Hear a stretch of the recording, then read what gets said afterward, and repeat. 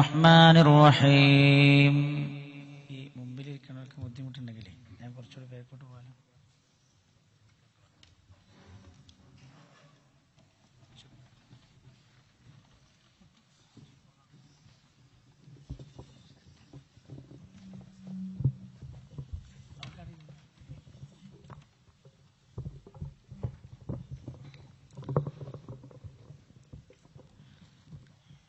ഞാൻ നിങ്ങളിൽ നിന്ന് അകന്നതല്ല. ഈ മുന്നിലിരിക്കുന്ന ആളുകളെ നേരെ നോക്കണ കണ്ടു, അപ്പം എനിക്കൊരു ബുദ്ധിമുട്ട് തോന്നി. നമ്മൾ അല്ലാഹു ഒന്നാക്കി തരട്ടെ. അഊദു ബില്ലാഹി മിനശ് ശൈത്വാനിർ റജീം. ബിസ്മില്ലാഹിർ റഹ്മാനിർ റഹീം. അൽഹംദുലില്ലാഹി നഹ്മദുഹു വനസ്തഈനുഹു ونؤمن به ونتوكل عليه ونعوذ بالله من شرور أنفسنا ومن سيئات أعمالنا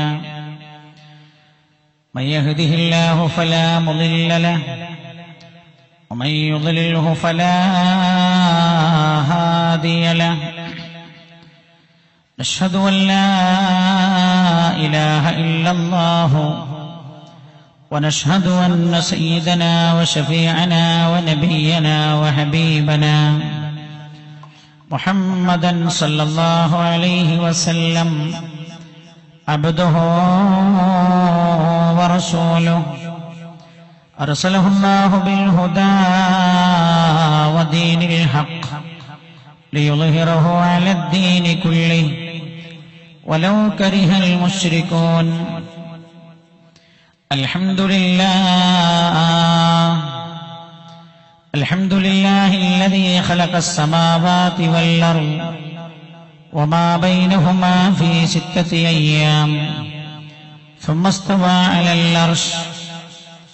الصلاة والسلام على من لا نبي بعده والذي أنزل عليه الفرقان العظيم لهداية الأنام من الضلال إلى الهدى وعلى آله وأصحابه الذين اتبعوه في كل وقت وحين والذين اتبعوهم بإحسان إلى يوم الدين. أما بعد رب اشرح لي صدري ويسر لي أمري واحلل عقدة من لساني يفقهوا قولي. اللهم إن نريد إلا الإصلاح ما استطعت وما توفيقي إلا بالله عليه توكلت وإليه أنيب. بسم الله العظيم القدرة والشان شديد البطش والبرهان حافل الدين والقرآن. بسم الله ما شاء الله كان وما لم يشأ لم يكن ولا حول ولا قوة إلا بالله العلي العظيم. اللهم اهدنا الصراط المستقيم صراط الأنبياء والأولياء والعلماء والشهداء والصديقين والصالحين وحسن أولئك رفيقا. أعوذ بالله من الشيطان الرجيم. بسم الله الرحمن الرحيم. ولقد أخذ الله ميثاق بني إسرائيل وبعثنا منهم 12 نقيبا فقال الله إني معكم لئن أقمتم الصلاة وآتيتم الزكاة وآمنتم برسلي وعزرتموهم وأقرضتم الله قرضا حسنا لأكفرن عنكم سيئاتكم ولأدخلنكم جنات تجري من تحتها الأنهار فمن كفر بعد ذلك منهم فقد ضل سواء السبيل. عن هارون بن عنترة رضي الله عنه عن أبيه أنه قال قال رسول الله صلى الله عليه وسلم ذات يوم ما تعدون الشهيد فيكم؟ قلنا يا رسول الله صلى الله عليه وسلم من قتل في سبيل الله؟ قال إن شهداء أمتي إذا لقليل. من قتل في سبيل الله فهو شهيد، والمتردي شهيد، والنفساء شهيد، والغريق شهيد، والسل شهيد، والحريق شهيد، والغريب شهيد. هذا الزمان الذي كنا نحاذره في قول كعب وفي قول ابن مسعود. دهر به الحق مردود بأجمعه، والظلم والبغي فيه غير مردود. إن كان هذا ولم يحدث له غير، لم يبك ميت ولم يفرح لمولود. يقيم محكم عمل پیہم محبت فاتح عالم. يقيم محكم عمل پیہم محبت فاتح عالم. जिहाद जिंदगानी में है मर्दों की शमशीरें. सल्लल्लाहु अलैहि मुहम्मद अलैहि वसल्लम. सल्लल्लाहु अलैहि मुहम्मद सल्लल्लाहु अलैहि वसल्लम.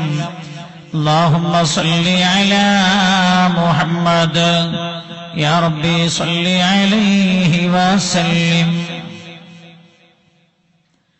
ആദരണീയരായ വേദിയുടെ അധ്യക്ഷ പദം അലങ്കരിച്ചിരിക്കുന്ന CK ഉസ്മാൻ സാഹിബ് അവർകളെ, ഈ വേദി ഉദ്ഘാടനം ചെയ്ത് നമ്മെ ധന്യരാക്കിയ ബഹ്റൈനിലെ അഹ്ലുസുന്നത്ത് വൽ ജമാഅത്തിന്റെയും സമസ്ത കേരള ജമിയത്തുൽ ഉലമായുടെയും ഒക്കെ പ്രവർത്തന മേഖലകളിൽ നിറസാന്നിധ്യമായ ആദരണീയരായ കാവന്നൂർ മുഹമ്മദ് ഉസ്താദ് അവർകളെ, ഈ വേദിക്ക് സ്വാഗത ഭാഷണം നടത്തിയ പ്രിയ സഹോദരൻ ഷമീർ വയനാട്, അതുപോലെ ആശംസയർപ്പിച്ച് നമ്മളോട് സംസാരിച്ച എന്റെ പ്രിയ സഹപ്രവർത്തകനും ആത്മമിത്രവുമൊക്കെയായ പ്രിയപ്പെട്ട അറക്കൽ അബ്ദുറഹ്മാൻ ഉസ്താദ് അവർകളെ, വേദിയിൽ ഉപവിഷ്ടരായ ആദരണീയരായ സക്കരിയ സാഹിബ്, അതുപോലെ KMCCയുടെ ബഹ്റൈൻ KMCCയുടെയും അഹമ്മദ് ടൗൺ KMCCയുടെയും ഒക്കെ സമുന്നതരായ നേതാക്കളെ, ഭാരവാഹികളെ,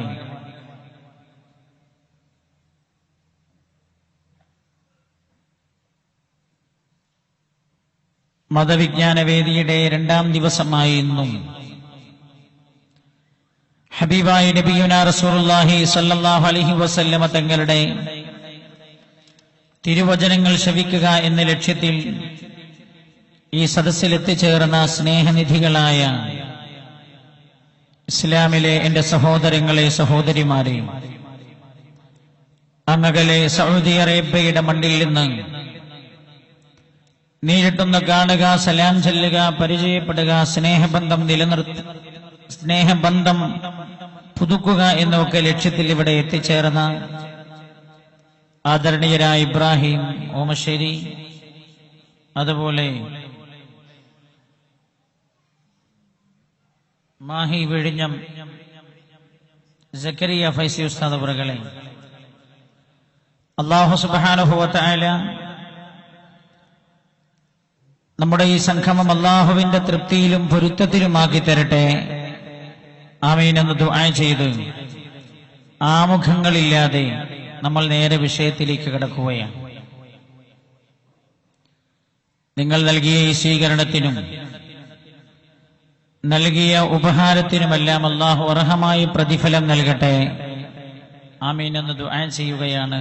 ഇനിയും ധാരാളം സ്വീകരണങ്ങൾ ലഭിക്കണം എന്ന അർത്ഥത്തിലല്ല അത് പറഞ്ഞത് എന്ന് ഓർമ്മപ്പെടുത്തുകയാണ്. അങ്ങനെയല്ലോ ഒരാൾക്ക് ഒരു സന്തോഷം പകർന്നു നൽകിയാൽ എന്തായാലും തിരിച്ച് പ്രത്യുപകാരം ചെയ്യണം എന്ന് പഠിപ്പിച്ച മതമാണ് പുണ്യനബി സല്ലല്ലാഹു അലൈഹി വസല്ലമ തങ്ങൾ. പ്രവാചകരാണ് പുണ്യനബി സല്ലല്ലാഹു അലൈഹി വസല്ലം.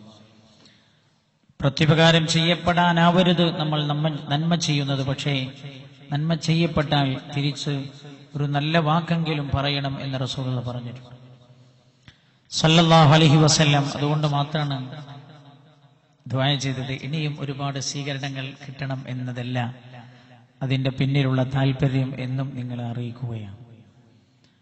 അല്ലാഹു മഹ്ശറിൽ സ്വർഗ കവാടത്തിൽ എത്തിച്ചേരുമ്പോൾ സ്വീകരിച്ചാനയിക്കപ്പെടുന്നവരിൽ നമ്മയൊക്കെ അല്ലാഹു ഉൾപ്പെടുത്തി തരട്ടെ. അതാണ് നമുക്ക് ആവശ്യം. സിറാത്ത് പാലം കാലിടറാതെ കടന്നു പോകാൻ അല്ലാഹു നമുക്ക് തൗഫീഖ് ചെയ്യട്ടെ.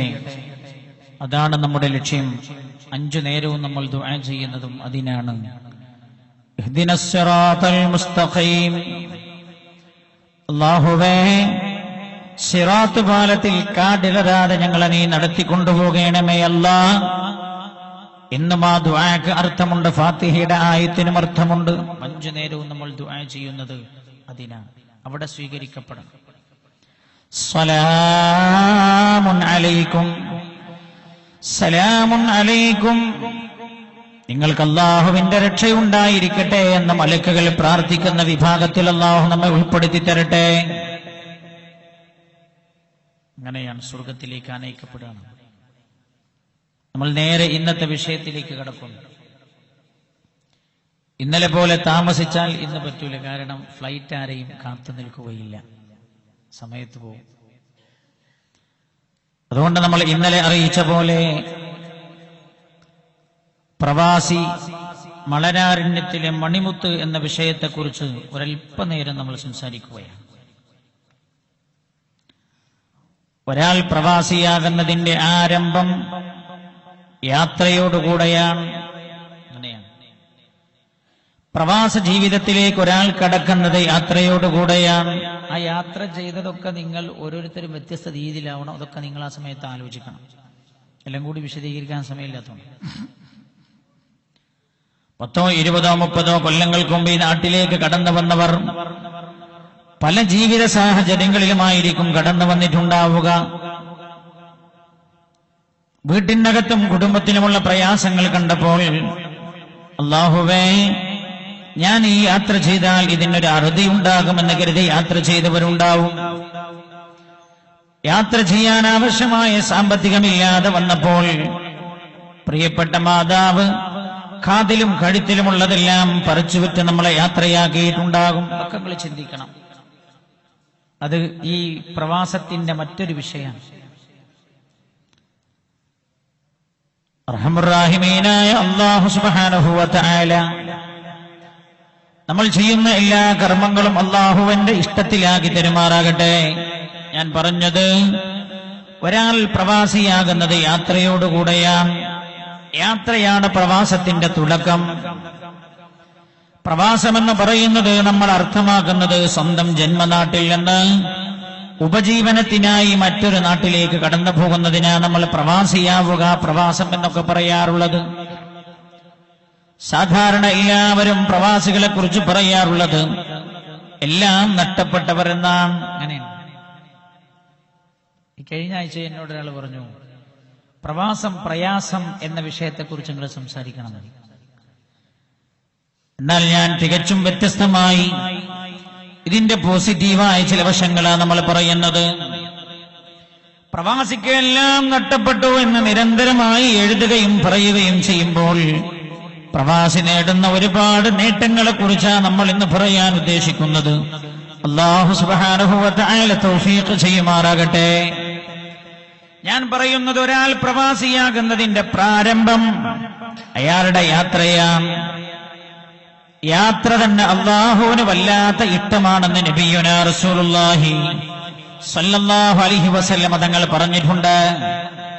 യാത്ര അല്ലാഹുവിന് വല്ലാത്ത ഇഷ്ടമാണ്. പുണ്യ നബി സല്ലല്ലാഹു അലൈഹി വസല്ലം തങ്ങൾ പറഞ്ഞു, ശ്രദ്ധിക്കണേ, അല്ലാഹുവിന്റെ ഹബീബ് പഠിപ്പിക്കുകയാണ് 3 വിഭാഗം ആളുകൾ. ആ 3 വിഭാഗം ആളുകളുടെ പ്രാർത്ഥനകൾ ഉടനടി ഉത്തരമുള്ളതാണ് നബിയുനാ റസൂലുള്ളാഹി സല്ലല്ലാഹു അലൈഹി വസല്ലം രാജാതിരാജനായ അല്ലാഹുവിന്റെ സന്നിധിയിലേക്ക് ആ 3 വിഭാഗം ആളുകൾ കൈയുയർത്തി ദുആ ചെയ്താൽ ആ ദുആക്ക് ഉടനടി ഉത്തരമുണ്ടെന്ന് ശഫീഉനാ റസൂലുള്ളാഹി സല്ലല്ലാഹു അലൈഹി വസല്ലം. അല്ലാഹുവിന്റെ ഹബീബ് പറഞ്ഞത്, ദഅവത്തുൽ വാലിദൈനി അലാ വലദിഹിമാ, മക്കൾക്കെതിരായി മാതാപിതാക്കൾ നടത്തുന്ന പ്രാർത്ഥന ഉടനടി ഉത്തരമുള്ള പ്രാർത്ഥനയാണെന്ന് ശഫീഉനാ റസൂലുള്ളാഹി സല്ലല്ലാഹു അലൈഹി വസല്ലം. നല്ല സ്വലാത്തുല്ലാണ്. അവസാനം നമുക്ക് യാസീനും കൂടി ഓതിയിട്ട് ദുആ ചെയ്യാനുള്ളത്. അല്ലാഹു നമ്മുടെ സദസ്സ് ദുആക്കുത്തരമുള്ള സദസ്സാക്കി തരട്ടെ. ഒരുപാട് ആളുകൾ ഒരുപാട് വേദനകൾ പറഞ്ഞിട്ടുണ്ട്. അതിനെല്ലാം പരിഹാരമുള്ള സദസ്സാക്കി അല്ലാഹു മാറ്റിത്തരട്ടെ. വിഷയം മാത്രമാണ് നമ്മൾ പറയുന്നത്. ഒരുപക്ഷെ ശൈലിയൊന്നും ഉണ്ടായിക്കൊള്ളുന്നില്ല, ഒരു കോലുണ്ടാണെന്നില്ല പറയണത്. പുണ്യനബിന്റെ വാക്ക് എങ്ങനെ പറഞ്ഞുതരാം, ഇതിനർത്ഥം അറിയുന്ന കോലത്തിൽ പറയാത്തോ. നിങ്ങൾ എന്തിനാ എന്നെ ക്ഷണിച്ചെന്ന് എനിക്ക് തിരിഞ്ഞിട്ടില്ല. കേരളത്തിൽ എത്ര വലിയ പ്രഭാഷകന്മാരുണ്ട്. ഈ സാധുവിനെ എന്തിനാ നിങ്ങൾ ക്ഷണിച്ചെന്ന് എനിക്ക് പിടുത്തം കിട്ടിയിട്ടില്ല. ഹബീബായ നബിയുനാ റസൂലുള്ളാഹി സല്ലല്ലാഹു അലൈഹി വസല്ലം തങ്ങൾ പറയുകയാണ്, 3 പ്രാർത്ഥനകളിൽ ഒരു പ്രാർത്ഥന ദഅവത്തുൽ വാലിദൈനി അലാ വലദിഹിമാ, മക്കൾക്കെതിരായി മാതാപിതാക്കൾ നടത്തുന്ന പ്രാർത്ഥനയാണ്. മക്കൾക്കെതിരായി വാപ്പയമ്മയോ വല്ലതും പറഞ്ഞു പോയാൽ ഫലിക്കും. ലൈസ ബൈനഹാ വബൈനല്ലാഹി ഹിജാബ്, ആ പ്രാർത്ഥനയുടെയും അല്ലാഹുവിന്റെയും ഇടയിൽ ഒരു തടസ്സമില്ല, മറയില്ല എന്ന ഹബീബായി നബിയുനാ റസൂലുള്ളാഹി. അതുകൊണ്ട് വളരെ ഗൗരവത്തിൽ ശ്രദ്ധിക്കേണ്ട ഒരു വിഷയമാണ്. പ്രവാസികളെ കുറിച്ച് പറയുമ്പോൾ എടുത്തു പറയേണ്ട ഒരു കാര്യം കൂടിയാണ്. രണ്ടാമതായി അല്ലാഹുവിന്റെ ഹബീബ് പറഞ്ഞു സല്ലല്ലാഹു അലൈഹി വസല്ലം, ദഅവത്തുൽ മദ്ലൂമി അലൽ ളാലിമി, അക്രമിക്കെതിരായി അക്രമിക്കപ്പെട്ട ആൾ നടത്തുന്ന പ്രാർത്ഥന. അക്രമിക്കപ്പെടുന്ന ആൾ അക്രമിക്ക് എതിരായി നടത്തുന്ന പ്രാർത്ഥന അല്ലാഹു ഉടനടി കബൂൽ ചെയ്യുമെന്നാണ്. അതുകൊണ്ട് ശ്രദ്ധിക്കണം. ആക്രമിക്കപ്പെട്ട ആൾ എന്ന് പറയുന്നത് കേവലം ശാരീരികമായ പീഡനം മാത്രമല്ല, ശാരീരിക പീഡനത്തേക്കാൾ വലിയ പീഡനമാണ് മാനസികമായ പീഡനം. ഏത് രീതിയിലുള്ള പീഡനമാണെങ്കിലും ആക്രമിക്കപ്പെട്ട ആൾ ദഅവത്തുൽ മദ്ലൂമി അലൽ ളാലിമി, അക്രമിക്കെതിരായി അക്രമിക്കപ്പെട്ടവൻ നടത്തുന്ന പ്രാർത്ഥന ഉടനടി ഉത്തരമുള്ള പ്രാർത്ഥനയാണെന്ന് നബിയുനാ റസൂലുള്ളാഹി സല്ലല്ലാഹു അലൈഹി വസല്ലം. 2 കൊല്ലം ഒരാളുടെ കടയിൽ ജോലി ചെയ്തു, 12 മാസത്തെ ശമ്പളം കൊടുത്തു. 12 മാസത്തെ ശമ്പളം കൊടുത്തില്ല. പിരിച്ചുവിടുമ്പോൾ അത് തരില്ലടാ എന്ന് പറഞ്ഞു. ഇയാൾ ആക്രമിക്കപ്പെട്ട ആളാണ്. അക്രമിയായ ഉടമസ്ഥനെതിരെ ആക്രമിക്കപ്പെട്ടവൻ ഒരു ദുആ നടത്തിയാൽ അത് ഫലിക്കുമെന്ന് നബിയുനാ മുഹമ്മദ് മുസ്തഫ സല്ലല്ലാഹു അലൈഹി വസല്ലം. ഞാൻ പറഞ്ഞത് ശാരീരികമായ പീഡനം മാത്രമല്ല, മാനസികമായ പീഡനവും ഇതിന്റെ പരിധിയിൽ വരുന്നതാണ്. ശാരീരിക പീഡനത്തെക്കാൾ വലിയ പീഡനമാണ് മാനസികമായ പീഡനം. 3ാമത്തെ പ്രാർത്ഥന ഏതാ? നമ്മുടെ വിഷയം ശ്രദ്ധിക്കണേ. ദഅവത്തുൽ മുസാഫിർ, ഹലാലായി യാത്ര ചെയ്യുന്ന ആരുടെ പ്രാർത്ഥനയും ദുആക്ക് ഉത്തരമുള്ള പ്രാർത്ഥനയാണെന്ന് മഹാനായ നബിയുനാ റസൂലുള്ളാഹി. ഹലാലായ യാത്ര എന്ന് പറഞ്ഞു. നമ്മൾ ചെയ്യുന്ന യാത്ര, നിങ്ങളൊക്കെ ചെയ്ത യാത്ര, ഇടയ്ക്കിടെ നിങ്ങൾ ചെയ്യാറുള്ള യാത്രയുണ്ടല്ലോ. ഏറ്റവും ചുരുങ്ങിയത് 2 കൊല്ലത്തിൽ ഒരിക്കലെങ്കിലും നിങ്ങൾ ചെയ്യാറുള്ള യാത്രയുണ്ടല്ലോ. ഉപജീവനം തേടിയുള്ള യാത്ര. ആ യാത്ര ഏത് വിഭാഗത്തിലാണ് പെടുന്നത് എന്ന് നമ്മൾ പറയാൻ പോവാം. ഇപ്പൊ നമ്മൾ പറഞ്ഞത് കേവലം ഒരാൾ ചെയ്യുന്ന ഹലാലായ യാത്ര.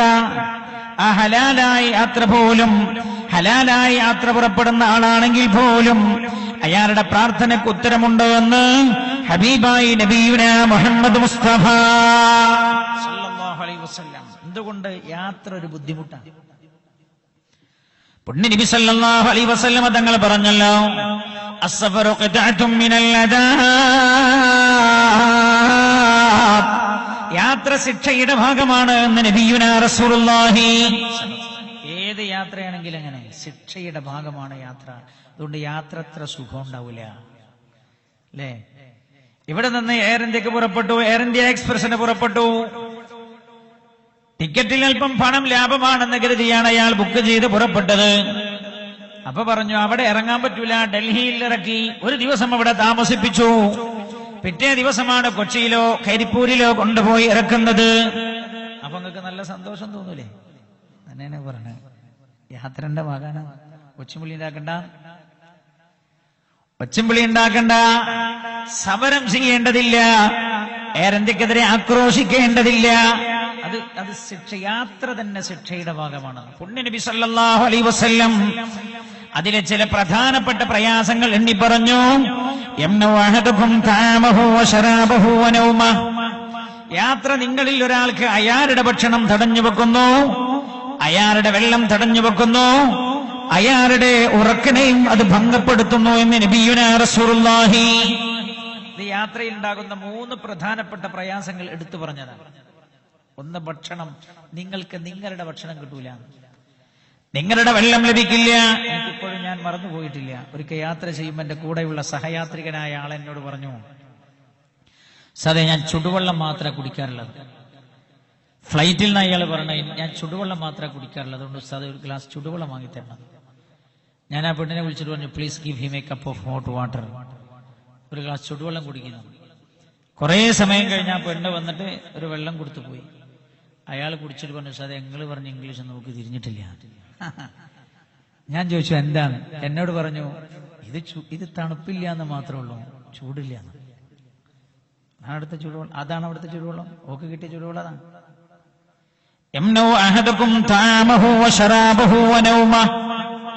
ഞാൻ പറയുന്നത് യാത്ര തന്നെ ക്ലേശമാണ്. അതുകൊണ്ട് ഹലാലായ യാത്രക്കാരന്റെ ദുആക്ക് പോലും അല്ലാഹു ഉത്തരം നൽകുന്നുവെന്ന് ഹബീബായി നബിയുനാ മുഹമ്മദ് മുസ്തഫ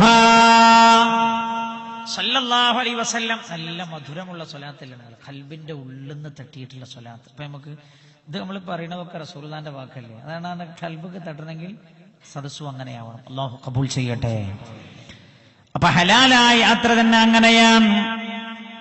ഹലാലായ യാത്ര തന്നെ അല്ലാഹുവിന് വല്ലാത്ത ഇഷ്ടമാണ്. അപ്പൊ നിങ്ങൾ ചെയ്യുന്ന യാത്രയുടെ ഗുണമെന്ത് എന്ന് പറയാനാണ് ഞാനിത് പറഞ്ഞു വരുന്നത്. കേവലം ഹലാലായ യാത്രയെ കുറിച്ചായി പറഞ്ഞത്. അതേപോലെ അള്ളാഹുവിന് യാത്ര വലിയ ഇഷ്ടമായത് കൊണ്ടാണ്, യാത്രയുടെ പ്രയാസങ്ങൾ അള്ളാഹു മനസ്സിലാക്കിയത് കൊണ്ടാണ് യാത്രക്കാരനോട് അള്ളാഹുവിന് വല്ലാത്ത ഇഷ്ടം. അതുകൊണ്ടാണ് അള്ളാഹു യാത്രക്കാർക്ക് ചില ആനുകൂല്യങ്ങൾ കൊടുത്തത്. എന്താ ആനുകൂല്യം? 2 മർഹല ദൂരം യാത്ര ചെയ്യുന്ന ആളാണോ, 130 32 കിലോമീറ്റർ ദൂരം യാത്ര ചെയ്യുന്ന ആളാണ്, എന്നാൽ അയാൾക്ക് 2 നേരത്തുള്ള നിസ്കാരം ഒന്നിച്ചു നിസ്കരിക്കാം. അതിനാ നമ്മൾ ജംഅ എന്ന് പറയാറുള്ളത്. ആനുകൂല്യമാണ്. ആർക്കാണ് അല്ലാഹു കൊടുത്തത്? ഹലാലായി യാത്ര ചെയ്യുന്ന ആൾക്കാണ്. മാത്രമല്ല 4 റക്അത്തുള്ള നിസ്കാരങ്ങളെല്ലാം 2 ആക്കി ചുരുക്കിയ ആൾക്ക് നിസ്കരിക്കാവുന്നതാണ്. അതിന് നമ്മൾ ഖസ്ർ എന്ന് പറയാറുണ്ട്. അതും അല്ലാഹു യാത്ര റബ്ബിന് വല്ലാത്ത ഇഷ്ടമായതുകൊണ്ട് യാത്രക്കാരൻ അല്ലാഹു നൽകിയ ആനുകൂല്യമാണ് ഈ 2 ആനുകൂല്യങ്ങൾ. ആനുകൂല്യം നമ്മൾ കൊടുക്കലാർക്കാ? നമുക്ക് ദേഷ്യമുള്ള ആൾക്കല്ല ആനുകൂല്യം കൊടുക്കാൻ അല്ലേ? ഒരാൾ പറഞ്ഞു, സാറേ ഉമ്മ രോഗിയാ, നാട്ടില് കുറച്ച് ലീവ് തരണം. ഇയാളാണെങ്കിലോ ഇഷ്ടമില്ലാത്തോണ്ട് പിരിച്ചുവിടാൻ നിൽക്കുക. അപ്പോഴേ ഈ ലീവ് വയ്ക്കണം. അപ്പൊ ഇയാൾ പറഞ്ഞു, കുഴപ്പമില്ല, നീ പോയിട്ട് 2 കൊല്ലം കഴിഞ്ഞിട്ട് ഇപ്പൊ ഏതായാലും വിസ ക്യാൻസൽ ചെയ്താലോ, പിന്നെ വിസ ആവശ്യം ഉണ്ടെങ്കിൽ എന്താവാ, നമ്മൾ അയച്ചിട്ടുണ്ട്, ഉമ്മാനെ ശരിക്കും പോയി നോക്കി പോരുക. എന്താ ഇയാൾ ഒഴിഞ്ഞു കിട്ടണമെന്ന ഇയാളെ ഉദ്ദേശം. എന്നാലോ ഇയാൾക്ക് നല്ല ഇഷ്ടപ്പെട്ട ആളാണെങ്കിലോ ഇയാൾ പറയും, നീ ആവശ്യമുള്ളത്ര ലീവ് എടുത്തോ, ശമ്പളമൊക്കെ ഞാൻ അയച്ചിരും, ഇല്ലൊന്നും നീ ബേജാറാവണ്ട, ഉമ്മാനെ ശരിക്കും നോക്കിക്കോ, കഴിഞ്ഞിട്ട് നീ ഇങ്ങോട്ട് തന്നെ തിരിച്ചു വരണം. ഇഷ്ടമുള്ള ആൾക്കാ നമ്മൾ ആനുകൂല്യം കൊടുക്കുക. അള്ളാഹുവിന് യാത്ര ഇഷ്ടമുള്ളത് കൊണ്ടാണ് അള്ളാഹു ഈ ആനുകൂല്യങ്ങൾ പറഞ്ഞത്. ഇതൊക്കെ ഞാൻ ആർക്കാ പറഞ്ഞത്? കേവലം ഹലാലായി യാത്ര ചെയ്യുന്ന ആൾക്ക് പോലുമുള്ള ആനുകൂല്യമാണിത്. എന്നാൽ ഉപജീവനത്തിനായി യാത്ര ചെയ്യുന്ന അള്ളാഹു തന്നെ നേരിട്ട് പറഞ്ഞതാണ്. അതാണ് പ്രവാസികളുടെ യാത്ര. നിങ്ങൾ ആദ്യം വീട്ടിൽ നിന്ന് ഇറങ്ങി ഓർമ്മയില്ല നിങ്ങൾക്ക്? ഉപജീവനം തേടി യാത്ര ചെയ്തോളൂവെന്ന് അള്ളാഹു പറഞ്ഞിട്ടുണ്ട്. ശ്രദ്ധിക്കണേ. ബിസ്മില്ലാഹിർ റഹ്മാനിർ റഹീം. ഹുവല്ലദീ ജഅല ലക്കുമുൽ അർള ദലൂല ഫംശൂ ഫീ മനാകിബിഹാ വകുലൂ മിൻ റിസ്ഖിഹി വഇലൈഹിൻ നുശൂർ. ഹുവല്ലദീ ജഅല ലക്കുമുൽ അർള ദലൂല. അല്ലാഹുവാണ് ഭൂമിയെ നിങ്ങൾക്ക് കീഴ്പ്പെടുത്തി തന്നത്. വല്ലാത്ത വർത്താനം അതൊക്കെ. കിൻഡൽ കണക്കിന് ഭാരമുണ്ട് ഈ വർത്താനത്തിനൊക്കെ. ഹുവല്ലദീ ജഅല ലക്കുമുൽ അർള ദലൂല. അല്ലാഹുവാണ് ഭൂമിയെ നിങ്ങൾക്ക് കീഴ്പ്പെടുത്തി തന്നത്. ഫംശൂ ഫീ മനാകിബിഹാ. അതുകൊണ്ട് ഭൂമിയിലെ നിങ്ങൾക്ക് ലഭിക്കുന്ന എല്ലാ വഴികളിലൂടെയും നിങ്ങൾ യാത്ര ചെയ്തോളൂ. ഭൂമിയുടെ വജസ്സുകളിലൂടെ നിങ്ങൾ യാത്ര ചെയ്തോളൂ. എങ്ങോട്ട്? എല്ലാ ഭാഗത്തേക്കും നിങ്ങൾ യാത്ര ചെയ്തോളൂ. ഇവിടെ അള്ളാഹു ഭൂമി വിട്ട് യാത്ര ചെയ്യാൻ പറഞ്ഞില്ല. എന്താ കാരണം? മനുഷ്യൻ വെറുതെ ശ്രമിക്കാന്നല്ലാതെ അതിനൊരു ഒരു പരിഹാരം കാണുന്നതായി ഖുർആൻ നോക്കുമ്പോൾ നമുക്ക് മനസ്സിലാവുന്നില്ല. ഞാനൊരു 2-3 വർഷം മുമ്പ് അബൂദാബിയിൽ ജോലി ചെയ്യുന്ന ഒരു ചെറുപ്പക്കാരനെ കണ്ടു.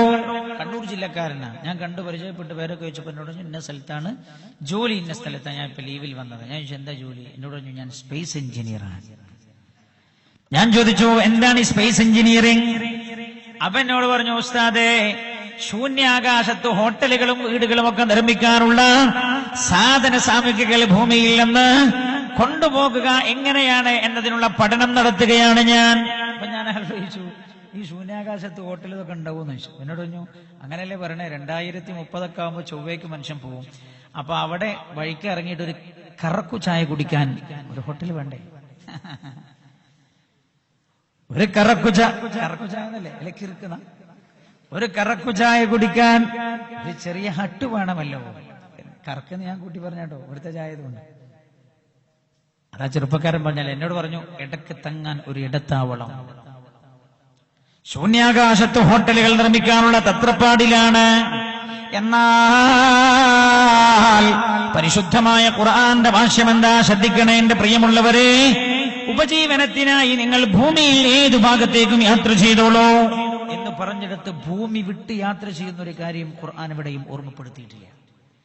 മാത്രമല്ല ഖുർആൻ പറഞ്ഞത് അങ്ങനെ ചില ആളുകളൊക്കെ ചൊവ്വയിലുള്ള പണി കോൺട്രാക്ട് എടുക്കാനുള്ള തയ്യാറെടുപ്പിലാണ് പലരും. എന്താ അവിടെ ആദ്യം കമ്പനി തുടങ്ങുന്ന ആൾക്ക് നല്ല മാർക്കറ്റിംഗ് ഉണ്ടാകും എന്ന് വിചാരിച്ചിട്ടുള്ള ഒരുക്കത്തിലാണ്.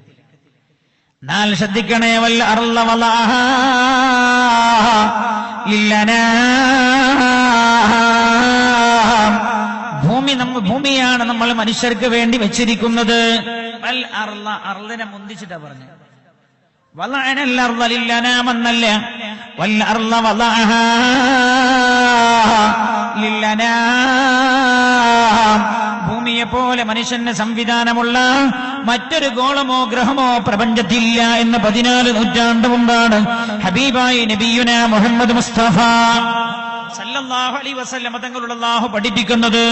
മാത്രമല്ല ഭൂമിയെ കുറിച്ച് പറഞ്ഞെടുത്ത അല്ലാഹു ഇങ്ങനെ പറഞ്ഞു, ഹുവല്ലദീ ജഅല ലക്കുമുൽ അർള ദലൂല. ഭൂമിയെ അവനാണ് നിങ്ങൾക്ക് കീഴ്പ്പെടുത്തി തന്നിരിക്കുന്നത്. അല്ലേ? എന്തുകൊണ്ടാ ചന്ദ്രൻ മനുഷ്യന്റെ കയ്യിൽ ഒതുങ്ങാതിരുന്നത്? അള്ള കീഴ്പ്പെടുത്തി തരാത്തതുകൊണ്ട്. അള്ള ഉണ്ടെന്ന് മനസ്സിലാക്കാൻ മാത്രം പോരെ ഈ ചങ്ങായിമാർക്ക്. ചൊവ്വയിലേക്ക് പറക്കാൻ ശ്രമിക്കുന്ന മനുഷ്യന്റെ പരിധി എന്തുകൊണ്ട് ചൊവ്വ വരുന്നില്ല? അള്ളാഹു കീഴ്പ്പെടുത്തി കൊടുക്കാത്തത് കൊണ്ടാണ്. അതുകൊണ്ട് ഭൂമിയാണ് അള്ളാഹു നിങ്ങൾക്ക് കീഴ്പ്പെടുത്തി തന്നത്. ഫംശൂ ഫീ മനാകിബിഹാ. ഭൂമിയിൽ ഏതു ഭാഗത്തേക്ക് വേണമെങ്കിലും നിങ്ങൾ പോയിക്കോളൂ. അള്ള പറഞ്ഞത് അങ്ങനെ. അള്ളാഹുവിന്റെ മുമ്പിൽ ഭൂമി എല്ലാം ഒന്നാണല്ലോ. അതുകൊണ്ട് വിസനെ കുറിച്ച് പറയാതിരുന്നത്. പക്ഷേ മനുഷ്യൻ ഓരോ ഭാഗങ്ങളും അവൻ കൈയടക്കി വെച്ചു. എന്നിട്ട് അവൻ പറഞ്ഞു ഇതിന്റെ സാമ്രാജ്യം, അങ്ങോട്ട് കിടക്കണോ? എന്റെ സമ്മതം വേണം. അപ്പൊ സമ്മതം വേണം തന്നെ. വിസയില്ലാതെ കിടക്കാൻ പാടില്ല. വിസയുടെ കാലാവധി കഴിഞ്ഞാൽ പിന്നെ തങ്ങാൻ പാടില്ല. ഇതൊക്കെ ആ പറഞ്ഞ നിയമത്തിനകത്ത് വരുന്നതാണ്. ഞാൻ പറയുന്നത് അള്ളാഹു പറഞ്ഞത് നിങ്ങൾ ഏത് പ്രദേശത്തേക്ക് വേണമെങ്കിലും യാത്ര ചെയ്തോളൂ. എന്നിട്ടോ വകലൂ മിൻ റിസ്ഖിഹി, അള്ള നൽകുന്ന ഭക്ഷണം നിങ്ങൾ കഴിക്കുകയും ചെയ്തോളൂ. യാത്ര ചെയ്തോളൂ എന്ന് പറഞ്ഞിട്ട് പിന്നെ പറഞ്ഞ് ഭക്ഷണം കഴിച്ചോളൂ എന്നാണ്. ഇതിൽ വലിയൊരു സൂചന ഉണ്ട്. എന്താ? ഓരോ പ്രദേശത്ത് ചെന്നാലും അവിടെ കിട്ടുന്ന ഭക്ഷണം ഏതാ അതാ കഴിക്കേണ്ടത്. അവിടെ ലഭിക്കുന്ന ഭക്ഷണം ഏതാണോ അതാണ് ലഭിക്കേണ്ടത്. പക്ഷെ ഇന്നത്തെ കാലം മാറിയിട്ട് നമ്മളെ ഭക്ഷണം തന്നെ കിട്ടണമെന്ന് വാശി പിടിക്കുന്നതുകൊണ്ടാണ് എന്താ വേണത്? ഹജ്ജ് ഉംറയുടെ യാത്രയിൽ പോലും കണ്ടില്ലെങ്കിൽ ഇതിന് കേരളീയ ഭക്ഷണം. എന്താ കാരണം? ഹജ്ജിന് പോയാലും മനുഷ്യന് ഏറ്റവും പ്രധാനം ഭക്ഷണം, അല്ലെങ്കിൽ ഒരു കച്ചറ ഉണ്ടാക്കും. ഒരു മനുഷ്യന് ഏറ്റവും പ്രധാനം ഭക്ഷണമാണല്ലോ. അതുകൊണ്ടാണ് ഞാൻ ഓർമ്മപ്പെടുത്തുന്നത്, ഖുർആൻ പറയുന്നത് വകുലൂ മിൻ റിസ്ഖി, നിങ്ങൾ യാത്ര ചെയ്തോളൂ, യാത്ര ചെയ്ത സ്ഥലങ്ങളിൽ നിങ്ങൾക്ക് ലഭിക്കുന്ന ഭക്ഷണം നിങ്ങൾ കഴിച്ചോളൂ. ഭക്ഷണത്തിന്റെ ക്രമത്തിൽ ഖുർആൻ ഓർമ്മപ്പെടുത്തുന്ന വലിയൊരു സംഗതിയാണ്. എന്തും കഴിക്കാം, പക്ഷെ ചില സൂചനകൾ തരാണല്ലോ. എന്റെ ഭക്ഷണം ആദ്യം എടുത്തു പറഞ്ഞത് ഒരാളുടെ ജീവിതത്തിൽ ഏറ്റവും പ്രധാനം എന്താ എന്താ എന്താ ഭക്ഷണ. പക്ഷെ ചില ആൾക്കാരെ പണി ഉണ്ടാകുന്നു, അവർക്ക് ഭക്ഷണമൊന്നുമല്ല, അവർക്ക് വലിയൊരു വീടുണ്ടാകലാണ്. എന്താ പോലെ ഭക്ഷണമില്ല, ഉറക്കില്ല, കഠിനാധ്വാനം ചെയ്യുന്ന കെട്ടിമറിയും. ഏറ്റവും പ്രധാനം ഭക്ഷണമാണ്, ഒന്നാം സ്ഥാനം ഭക്ഷണമാണ്. അതുകൊണ്ടൊരു മനുഷ്യന്റെ അധ്വാനത്തിന്റെ പരമപ്രധാനമായ ലക്ഷ്യം ഭക്ഷണമായതുകൊണ്ടാണ് അല്ലാഹു ഭക്ഷണം എടുത്തു പറഞ്ഞത്. അപ്പൊ ഭൂമിയിൽ നിങ്ങൾ ഏതു ഭാഗത്തേക്കും സഞ്ചരിച്ചോളൂ, എന്നിട്ട് നിങ്ങൾ ഉപജീവന മാർഗം തേടിക്കോളൂ എന്നായപ്പതിന്റെ അർത്ഥം. അപ്പൊ ഉപജീവനം തേടാനായി യാത്ര ചെയ്യാൻ അല്ലാഹു പറഞ്ഞിട്ടുണ്ട്. അപ്പൊ പ്രവാസിയുടെ യാത്ര അല്ലാഹു എടുത്തു പറഞ്ഞ യാത്രയാണ്. നിങ്ങളെ നാട്ടിൽ നിന്ന് കുടുംബത്തോട് യാത്ര പറഞ്ഞു പോരുന്ന ആദ്യത്തെ യാത്ര നിങ്ങൾ മറന്നുപോയിട്ടുണ്ടാവില്ല. ഒരാൾ എന്നോട് ചോദിച്ചാൽ ആദ്യത്തെ യാത്രത്തെ പ്രയാസമല്ലേ, രണ്ടാം യാത്രയാണ് വല്ലാത്ത പ്രയാസം. ഞാൻ ചോദിച്ചു എന്താ? എന്നോട് പറഞ്ഞു ആദ്യത്തെ യാത്ര ഗൾഫ് നാടൊക്കെ കാണാമല്ലോ എന്ന ഒരു ആഗ്രഹത്തിലാണ് ആ യാത്ര. ചിലരൊക്കെ മനസ്സിലാക്കി തന്നെ ഇവിടുത്തെ എല്ലാ അറബികളും ഭയങ്കര പൈസക്കാരാണെന്നാണ്. പൈസ അങ്ങനെ നടക്കണോടത്തൊക്കെ കിട്ടുന്ന ചില ആൾക്കാരെ വിചാരം. ഒരാൾ എന്നോട് പറഞ്ഞു, വന്നു നോക്കുമ്പോഴല്ലേ കഥ അറിഞ്ഞത് നമ്മളെക്കാൾ കട്ടപ്പെട്ടവരും ഈ നാട്ടിലുണ്ട് എന്ന്. ഒന്നാമത്തെ യാത്ര ഗൾഫ് നാട് കാണാനുള്ള പൂതിയുള്ള യാത്രയാണ്. എന്നാൽ രണ്ടാമത് തിരിച്ചു ചെന്ന് നാട്ടിലേക്ക് തിരിച്ചു ചെന്ന് വിവാഹം കഴിച്ചിട്ടൊരു പിന്നൊരു യാത്ര ഉണ്ട്. വിവാഹം കഴിച്ചൊരു 3 മാസം നാട്ടിൽ നിന്നിട്ടൊരു യാത്രയുണ്ട്. എന്നോടൊരാൾ പറഞ്ഞത് ഒരു മൃഗത്തെ അറക്കാൻ കൊണ്ടുപോകുന്ന പോലെയാണ് ആ എയർപോർട്ടിലേക്കുള്ള യാത്ര. കാല് എത്ര എടുത്തു വെച്ചാലും ആണ് പോകില്ല. വീട്ടിൽ നിന്ന് വണ്ടിയിൽ കയറിയാൽ പിന്നെയും നോക്കുക, ഓളെവിടെ ഉമ്മാനൊക്കെ പറഞ്ഞോ 3 മാസമാണ്, ഓളെവിടെ നോക്കുക. ഞാൻ പറയുന്നത് ഈ യാത്ര അല്ലാഹു എടുത്തു പറഞ്ഞ യാത്രയാണ്. ഫംശൂ ഫീ മനാകിബിഹാ, അല്ലാഹു എടുത്തു പറഞ്ഞ യാത്ര ചെയ്തവരാണ് നിങ്ങൾ. അതുകൊണ്ടാ കേരളത്തിൽ നിങ്ങൾ ഇവിടെ എത്തിയത്. ശ്രദ്ധിക്കണേ, ഹബീബായി നബിയുനാ റസൂലുള്ളാഹി സല്ലല്ലാഹു അലൈഹി വസല്ലം തങ്ങൾ പഠിപ്പിക്കുകയാണ്, സാഫിറൂ തഗ്നമൂ, സാഫിറൂ നിങ്ങൾ യാത്ര ചെയ്തോളൂ, തഗ്നമൂ എന്നാൽ നിങ്ങൾക്ക് ഗിനയുണ്ടാകുമെന്ന് നബിയുനാ റസൂലുള്ളാഹി. യാത്ര ചെയ്താൽ പൈസ ഉണ്ടാവും, വല്ലാത്തർത്താ. യാത്ര ചെയ്താൽ പൈസ ഉണ്ടാകും, ഗിനയുണ്ടാകുമെന്ന് നബിയുനാ മുഹമ്മദ് മുസ്തഫ. അപ്പൊ ചില ആൾക്കാർക്കൊക്കെ സംശയം ഉണ്ടാവും, എന്നിട്ട് എന്താ നമ്മൾ ബഹ്റൈനിൽ വന്നിട്ട് 35 കൊല്ലമായല്ലോ, നമ്മൾ വലിയ യൂസുഫ് അലി ഒന്നും ആയിട്ടില്ലല്ലോ. യൂസുഫ് അലി എന്നല്ല ഇതിനെ പറഞ്ഞെടുത്തണം. ഗീന ഉണ്ടാവും തന്നെ. എന്താ ഗീന എന്ന് പറഞ്ഞാ നമ്മൾ മനസ്സിലാക്കേണ്ട കാര്യം ഇതാണ്.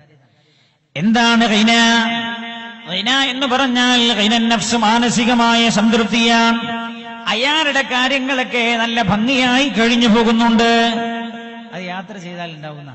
എത്ര ചെറിയ ശമ്പളമുള്ളവനാണെങ്കിലും ഒരാൾ ഇന്ന് എന്നോട് പറഞ്ഞു, അയാൾ ഹൗസ് ഡ്രൈവറാണ്, അയാൾ എന്റെ വയൽ കേൾക്കുന്നുണ്ട്. അയാൾ എന്നോട് പറഞ്ഞു, അൽഹംദുലില്ലാ ഹൗസ് ഡ്രൈവറാണ്, ഒരു വീടൊക്കെ വെച്ച് പൂർത്തിയാവാനായിട്ടുണ്ട്, ദ്വാരക്കണം എന്ന് പറഞ്ഞു. ഞാൻ ചോദിച്ചു, എന്നിട്ട് കാര്യങ്ങളൊക്കെ നടക്കണ്ടോ? അൽഹംദുലില്ലാ അൽഹംദുലില്ലാ. സാഫിറൂ തഗ്നമൂ, നിങ്ങൾ യാത്ര നടത്തിക്കോളൂ, അല്ലാഹു നിങ്ങൾക്ക് ഐശ്വര്യം നൽകുമെന്ന് നബിയുനാ റസൂലുള്ളാഹി. ഒരാൾ എന്നോട് പറഞ്ഞു ഒരിക്കൽ, സാദേ ഗൾഫിൽ നേരത്തെ 10 കൊല്ലം നിന്ന് വന്ന ആളാ, നാട്ടിൽ 5-8 കൊല്ലം നിന്നിട്ടായാലും പിന്നെ പറയാം ഞാൻ പോകണം. ഞാൻ ചോദിച്ചു എന്താ? എന്നോട് പറഞ്ഞു, ഇവിടെ ഒരു മാസത്തിൽ ഞാനൊരു 10-30,000 റുപ്യ ഞാൻ ഉണ്ടാക്കുന്നുണ്ട്, പക്ഷേ കയ്യിലൊന്നും ബാക്കിയില്ല. ഇയാൾ പറഞ്ഞു, ഇതിനേക്കാളും നല്ലത് എനിക്ക് സൗദി അറേബ്യയിലെ 1500 റിയാൽ ശമ്പളമാണ്. 10-20,000 റുപ്യ ഉണ്ടെങ്കിലും ആ 20,000 ഒരു മാസം കഴിഞ്ഞാലും ബാക്കി ഉണ്ടാവും. ഇതിന്റെ വേറെ ഒരു സ്വഭാവമാണ്. സാഫിറോ തഗ്നമോ ഷഫീഉൽ വറാ നബിയുനാ റസൂലുള്ളാഹി. നിങ്ങളോട് എല്ലാവരും എന്താ പറഞ്ഞിട്ട് വേഗം തിരിച്ചു പോകണം. തിരിച്ചു പോകണമെന്ന് പറയാത്ത ഒരാളും പ്രവാസികളുടെ മുമ്പിൽ ഒന്ന് നിൽക്കാറുണ്ടാവുകയില്ല. നിങ്ങൾ ആലോചിക്കണേ, ഇതൊക്കെ നിങ്ങൾക്ക് ഈ ജീവിതത്തിൽ കിട്ടുന്ന ചില സന്തോഷങ്ങളാണ്, നേട്ടങ്ങളാണ്, പുണ്യനബിയുടെ വാക്കുകളാണ് സ്വല്ലല്ലാഹു അലൈഹി വസല്ലം. എന്നാൽ ശ്രദ്ധിക്കണം, ഹബീബായി നബിയുനാ മുഹമ്മദ് മുസ്തഫ സ്വല്ലല്ലാഹു അലൈഹി വസല്ലം തങ്ങൾ പറയുകയാണ്, ഒരാൾ ഹലാല് മാത്രം സമ്പാദിക്കണമെന്ന ലക്ഷ്യത്തിലാണ് ഒരാൾ യാത്ര ചെയ്യുന്നത്. നിങ്ങൾ വീട്ടിൽ നിന്ന് ഇറങ്ങിയത് എങ്ങനെ നിങ്ങൾക്ക് അറിയില്ല കേട്ടോ. നിങ്ങൾ എങ്ങനെയെന്നറിയില്ല, നിങ്ങൾ ചിന്തിക്കണം. ഈ ഹദീസ് ശ്രദ്ധിക്കണം. ഒരാൾ ഹലാല് മാത്രം സമ്പാദിക്കണമെന്ന ലക്ഷ്യത്തോടുകൂടെ തന്റെ പ്രിയപ്പെട്ട മാതാപിതാക്കൾക്കും ഭാര്യക്കും മക്കൾക്കും ഹലാല് മാത്രം ഭക്ഷിപ്പിക്കണമെന്ന നീയത്തിലാണ് ഒരാൾ തന്റെ വീട്ടിൽ നിന്ന് ഹലാല് തേടി യാത്രയാകുന്നത് എങ്കിൽ ശ്രദ്ധിക്കണം. മഹാനായ അബ്ദുല്ലാഹ് ഇബ്നു അബ്ബാസ് റളിയല്ലാഹു അൻഹു റിപ്പോർട്ട് ചെയ്യുന്ന ഹദീസാണ്, അന്നഹു ഖാല റസൂലുള്ളാഹി സല്ലല്ലാഹു അലൈഹി വസല്ലം, പുണ്യനബി സല്ലല്ലാഹു അലൈഹി വസല്ലം തങ്ങൾ പറയാൻ, തലബുൽ ഹലാലി ജിഹാദ്, ഹലാലായ ഭക്ഷണം തേടി ഹലാലായ സമ്പാദ്യം തേടിയുള്ള യാത്ര ധർമ്മസമരത്തോട് കടപിടിക്കുമെന്ന് നബിയുനാ മുഹമ്മദ് മുസ്തഫ. നല്ലൊരു സ്വലാത്തില്ലേ? നിങ്ങളുടെ യാത്ര അള്ളാഹുവിന്റെ മാർഗത്തിൽ യുദ്ധം ചെയ്യുന്നതിനോട് സമമാണ് എന്ന് നബിയുനാ മുഹമ്മദ് മുസ്തഫ. അപ്പൊ ഇഞ്ഞ് നാട്ടിൽ പോയിട്ട് തിരിച്ചു വരുമ്പോ നിങ്ങൾക്ക് നല്ല രസമുണ്ടാവും യാത്ര ചെയ്യാൻ. എല്ലാവരും കരയുമ്പോഴും പലതിനോടും വേർപിരിയുമ്പോഴും അല്ലാ, ഇനി ഞാൻ എന്റെ പൊന്നുമ്മയെ കാണുമോ, എന്റെ പൊന്നു ഭാര്യ, എന്റെ പൊന്നു പാപ്പയെ കാണുമോ, എന്റെ പൊന്നുമക്കളെ കാണുമോ എന്നൊക്കെ കരുതി നിങ്ങൾ വീട്ടിൽ നിന്ന് ഇറങ്ങുമ്പോഴും പുണ്യനബി സല്ലല്ലാഹു അലൈഹി വസല്ലം തങ്ങളുടെ ഈ വചനങ്ങൾ നിങ്ങളുടെ മനോമുഖരത്തിലൂടെ ഓടിക്കളിക്കേണ്ടതാണ്. തലബുൽ ഹലാലി ജിഹാദ്, ഹലാല് മാത്രം തേടിയുള്ള യാത്ര അല്ലാഹുവിന്റെ മാർഗത്തിലുള്ള യുദ്ധത്തോട് കടപിടിക്കുമെന്ന് ഹബീബായി നബിയുനാ റസൂലുള്ളാഹി സല്ലല്ലാഹു അലൈഹി വസല്ലം. മഹാനായ പുണ്യനബി സല്ലല്ലാഹു അലൈഹി വസല്ലം തങ്ങൾ പറയാൻ, അങ്ങനെ ഒരാൾ പ്രവാസ ലോകത്തേക്ക് വന്നു. വീട്ടിൽ നിന്നിറങ്ങി യാത്ര ചെയ്തയാൾ ഒന്നുകിൽ ബഹ്റൈനിൽ വന്നു, അല്ലെങ്കിൽ ഏതെങ്കിലും സ്വദേശമല്ലാത്ത സ്ഥലത്ത് അയാൾ എത്തിച്ചേർന്നു. അയാൾ എല്ലാ ദിവസവും അതാ തന്റെ പ്രിയപ്പെട്ട വാപ്പാക്ക് മരുന്ന് വാങ്ങാൻ, ഉമ്മായിയുടെ കാര്യത്തിനായി, ഭാര്യ മക്കൾക്ക് മാസാമാസം ചെലവഴിച്ചു കൊടുക്കാനായി കഠിനാധ്വാനം ചെയ്തയാൾ ക്ഷീണിക്കുകയാണ്. ശ്രദ്ധിക്കണം, ഒരു പ്രവാസി ജോലി ചെയ്ത് ക്ഷീണിക്കുന്നത് പോലും അല്ലാഹുവിന് വല്ലാത്ത ഇഷ്ടമാണ്.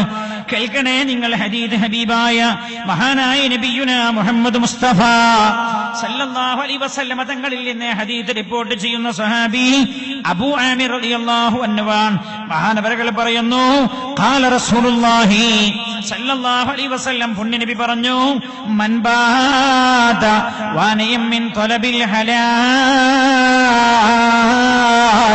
ഹലാലായ ഉപജീവനം തേടി ഒരാൾ അധ്വാനിക്കുകയാണ്. രാവിലെ തന്നെ അയാൾ പുറപ്പെട്ടു ജോലി സ്ഥലത്തേക്ക്. വൈകുന്നേരമാകുമ്പോഴേക്ക് അധ്വാനിച്ച് ക്ഷീണിച്ചുപോയി. പരവശനായിട്ടാണ് അയാൾ അയാളുടെ വീട്ടിലേക്ക് അല്ലെങ്കിൽ താമസ സ്ഥലത്തേക്ക് തിരിച്ചു ചെല്ലുന്നത്. തിരിച്ചു ചെന്നപാടെ ക്ഷീണിതനായ അയാൾ കടന്നു പോവുകയാണ്. ഹലാൽ തേടുന്ന വിഷയത്തിൽ ഒരാൾ ജോലി ചെയ്ത് ക്ഷീണിച്ചു. എന്നാൽ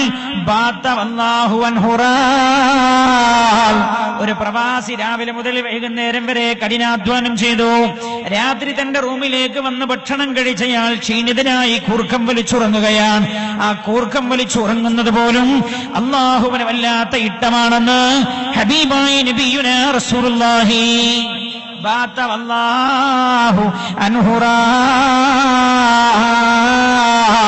ക്ഷീണിച്ചുറങ്ങുന്ന തൊഴിലാളിയെ കുറിച്ച്, പ്രവാസിയെ കുറിച്ച് പുണ്യനബി പറയുന്നത്, അല്ലാഹു അവന്റെ കാര്യത്തിൽ തൃപ്തനാണെന്ന് നബിയുനാ മുഹമ്മദ് മുസ്തഫ. കാരണം എന്താ? അയാളുടെ ലക്ഷ്യം, ഈ കഠിനാധ്വാനത്തിൽ മുഴുവൻ അയാളുടെ ലക്ഷ്യം താൻ കഴിക്കുന്ന ഭക്ഷണം ഹലാലാവണം. ഒരു ഹറാമായ ഒരു ഫിൽസ് പോലും തന്റെ അധ്വാനത്തിലേക്ക് കടന്നു വരാൻ, അധ്വാന ഫലത്തിലേക്ക് കടന്നു വരാൻ പാടില്ല. എന്റെ ഭാര്യ മക്കൾക്ക് ഞാൻ കൊടുക്കുന്നതിൽ ഒരു ഹറാമായ ഫിൽസ് പോലും ഉണ്ടാകരുത് എന്ന് കരുതിയാണ് അയാൾ കഠിനാധ്വാനം ചെയ്യുന്നത്. ഞാൻ ഇന്നെന്നോടൊരാൾ പറഞ്ഞ വാക്ക് ഞാൻ ഓർത്തുപോകണം ഈ വിഷയത്തിൽ. അയാൾ എന്നോട് പറഞ്ഞു, വീടിന്റെ പണി എനിക്ക് വേണമെങ്കിൽ നേരത്തെ തന്നെ പൂർത്തിയാക്കാമായിരുന്നു, ബാങ്കിൽ നിന്ന് ലോൺ എടുത്താൽ മതിയായിരുന്നു, പിന്നെ ഞാൻ സാവകാശം അടച്ചു കൊടുത്താൽ മതിയായിരുന്നു. പക്ഷേ ഹറാമിന്റെ ഒരു ഫീസ് പോലും ഇല്ലാത്ത വീട്ടിന്റെ അകത്താവണം ഞാൻ കിടന്നുറങ്ങേണ്ടത്, എന്റെ ഭാര്യ മക്കളും മാതാപിതാക്കളും കിടക്കേണ്ടത് എന്ന് വിചാരിച്ചാണ് ഞാൻ ഇന്ന് വരെ വർഷങ്ങൾ കാത്തിരിക്കേണ്ടി വന്നാലും ഒരു ഹറാമിന്റെ ഫീസ് പോലും വാങ്ങരുത് എന്ന് ഞാൻ വിചാരിച്ചത്. ഞാൻ ഈ വിഷയം പറയുന്നതിന്റെ മുന്നോടിയായി അള്ളാഹു എനിക്ക് എത്തിച്ചെന്ന ഉദാഹരണമാണോ എന്ന് ഞാൻ ചിന്തിച്ചു പോവുകയാണ്. ഒരു ഹറാമിന്റെ അംശം പോലും തന്റെ അധ്വാന ഫലത്തിലേക്ക് വരരുത് എന്ന് നിശ്ചയിച്ച് തീരുമാനിച്ച ആളാണോ അയാളുടെ ഉറക്കം പോലും റബ്ബിന് വല്ലാത്ത ഇഷ്ടമാണ്. മഹാനായ നബിയുനാ മുഹമ്മദ് മുസ്തഫ വേഗം വേഗം പറഞ്ഞു പോവുകയാണ്. നമ്മൾ ഹബീബായി നബിയുനാ മുഹമ്മദ് മുസ്തഫ സല്ലല്ലാഹു അലൈഹി വസല്ലം മഹാനായ സയ്യിദുനാ ഹസൻ റളിയല്ലാഹു അൻഹു ഉദ്ധരിക്കുന്ന ഹദീസാണ്. അന്നഹു ഖാല മഹാനവർകൾ പറയാണ്, ഖാലു സ്വഹാബികൾ റസൂലുള്ളാഹിനോട് ഒരിക്കൽ ചോദിച്ചു, യാ റസൂലല്ലാഹ്, അല്ലാഹുവിന്റെ ഹബീബേ, അയ്യുൽ അമാലി അഹബ്ബു ഇലല്ലാഹ്, ഒരാൾ ചെയ്യുന്ന അമലുകളിൽ അല്ലാഹുവിന് ഏറ്റവും ഇഷ്ടമുള്ളത് ഏതാണ് നബിയേ? ഒരാൾ ചെയ്യുന്ന പ്രവർത്തനങ്ങളിൽ അല്ലാഹുവിന് ഏറ്റവും ഇഷ്ടമുള്ള പ്രവർത്തനം ഏതാണ്? ശ്രദ്ധിക്കണേ, ഏറ്റവും ഇഷ്ടമുള്ള പ്രവർത്തനം. ഇന്നിപ്പോ മലയാളികളുടെ സ്വഭാവം എന്താ വെച്ചാൽ തടി അനങ്ങാതെ പൈസ ആവുമെന്ന് ആലോചിക്കണ കാലം. നിങ്ങളെ കുറിച്ചല്ല കേട്ടോ, തടിയൊന്നും അനങ്ങാതെ എങ്ങനെ പൈസ ആവുന്നു? ഒരു 4 നടത്തുമ്പോഴും അങ്ങോട്ടും നടക്കുക, ഇങ്ങോട്ടും നടക്കുക. അപ്പോ അവന്റെ പോക്കറ്റിൽ ഒരു 25,000 എത്തിച്ചേരുക. അതാണ് ഒരു ഭയങ്കര സന്തോഷം അല്ലേ?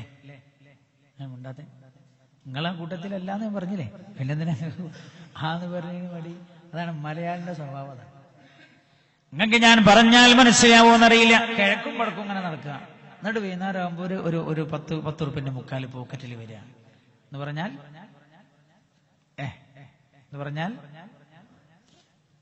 എനിക്ക് തിരിഞ്ഞില്ലേ? Real estate. ഞാനൊരിക്കൽ വഴിക്ക് ഇങ്ങനെ പോകുമ്പോ ഒരിക്കൽ ഞാൻ ജോലി സ്ഥലത്താണ്, അവിടുന്ന് വേറെ സ്ഥലത്തേക്ക് ഞാൻ പോവാം. ഒരാളൊരു വീടിന് സ്ഥലം എടുത്തിട്ടുണ്ട് കുറ്റിയടിക്കാൻ. ആളൊന്ന് പോയി ഇത് വയറ് നിർക്കാൻ വേണ്ടി ആ സ്ഥലമൊക്കെ നോക്കാൻ വേണ്ടി വെറുതെ കൊണ്ടുപോയതാണ്. എനിക്ക് സ്ഥലമൊന്നും അറിയില്ലേ, ഞാൻ എൻ്റെ അടുത്ത് വരണ്ടേ, എനിക്കറിയില്ല. മുപ്പരങ്ങനെ പറഞ്ഞപ്പോൾ ഒരു സന്തോഷം. ഞാൻ പറഞ്ഞ ആരോട് എനിക്കറിയില്ല, നിങ്ങൾ സന്തോഷത്തിന് വരികയെന്ന്.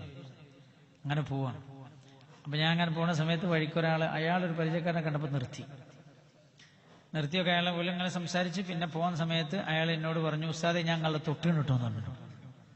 എനിക്കിത് മനസ്സിലായി. അപ്പൊ ഈ ഡ്രൈവ് ചെയ്യുന്ന ആൾ ചിരിച്ചു.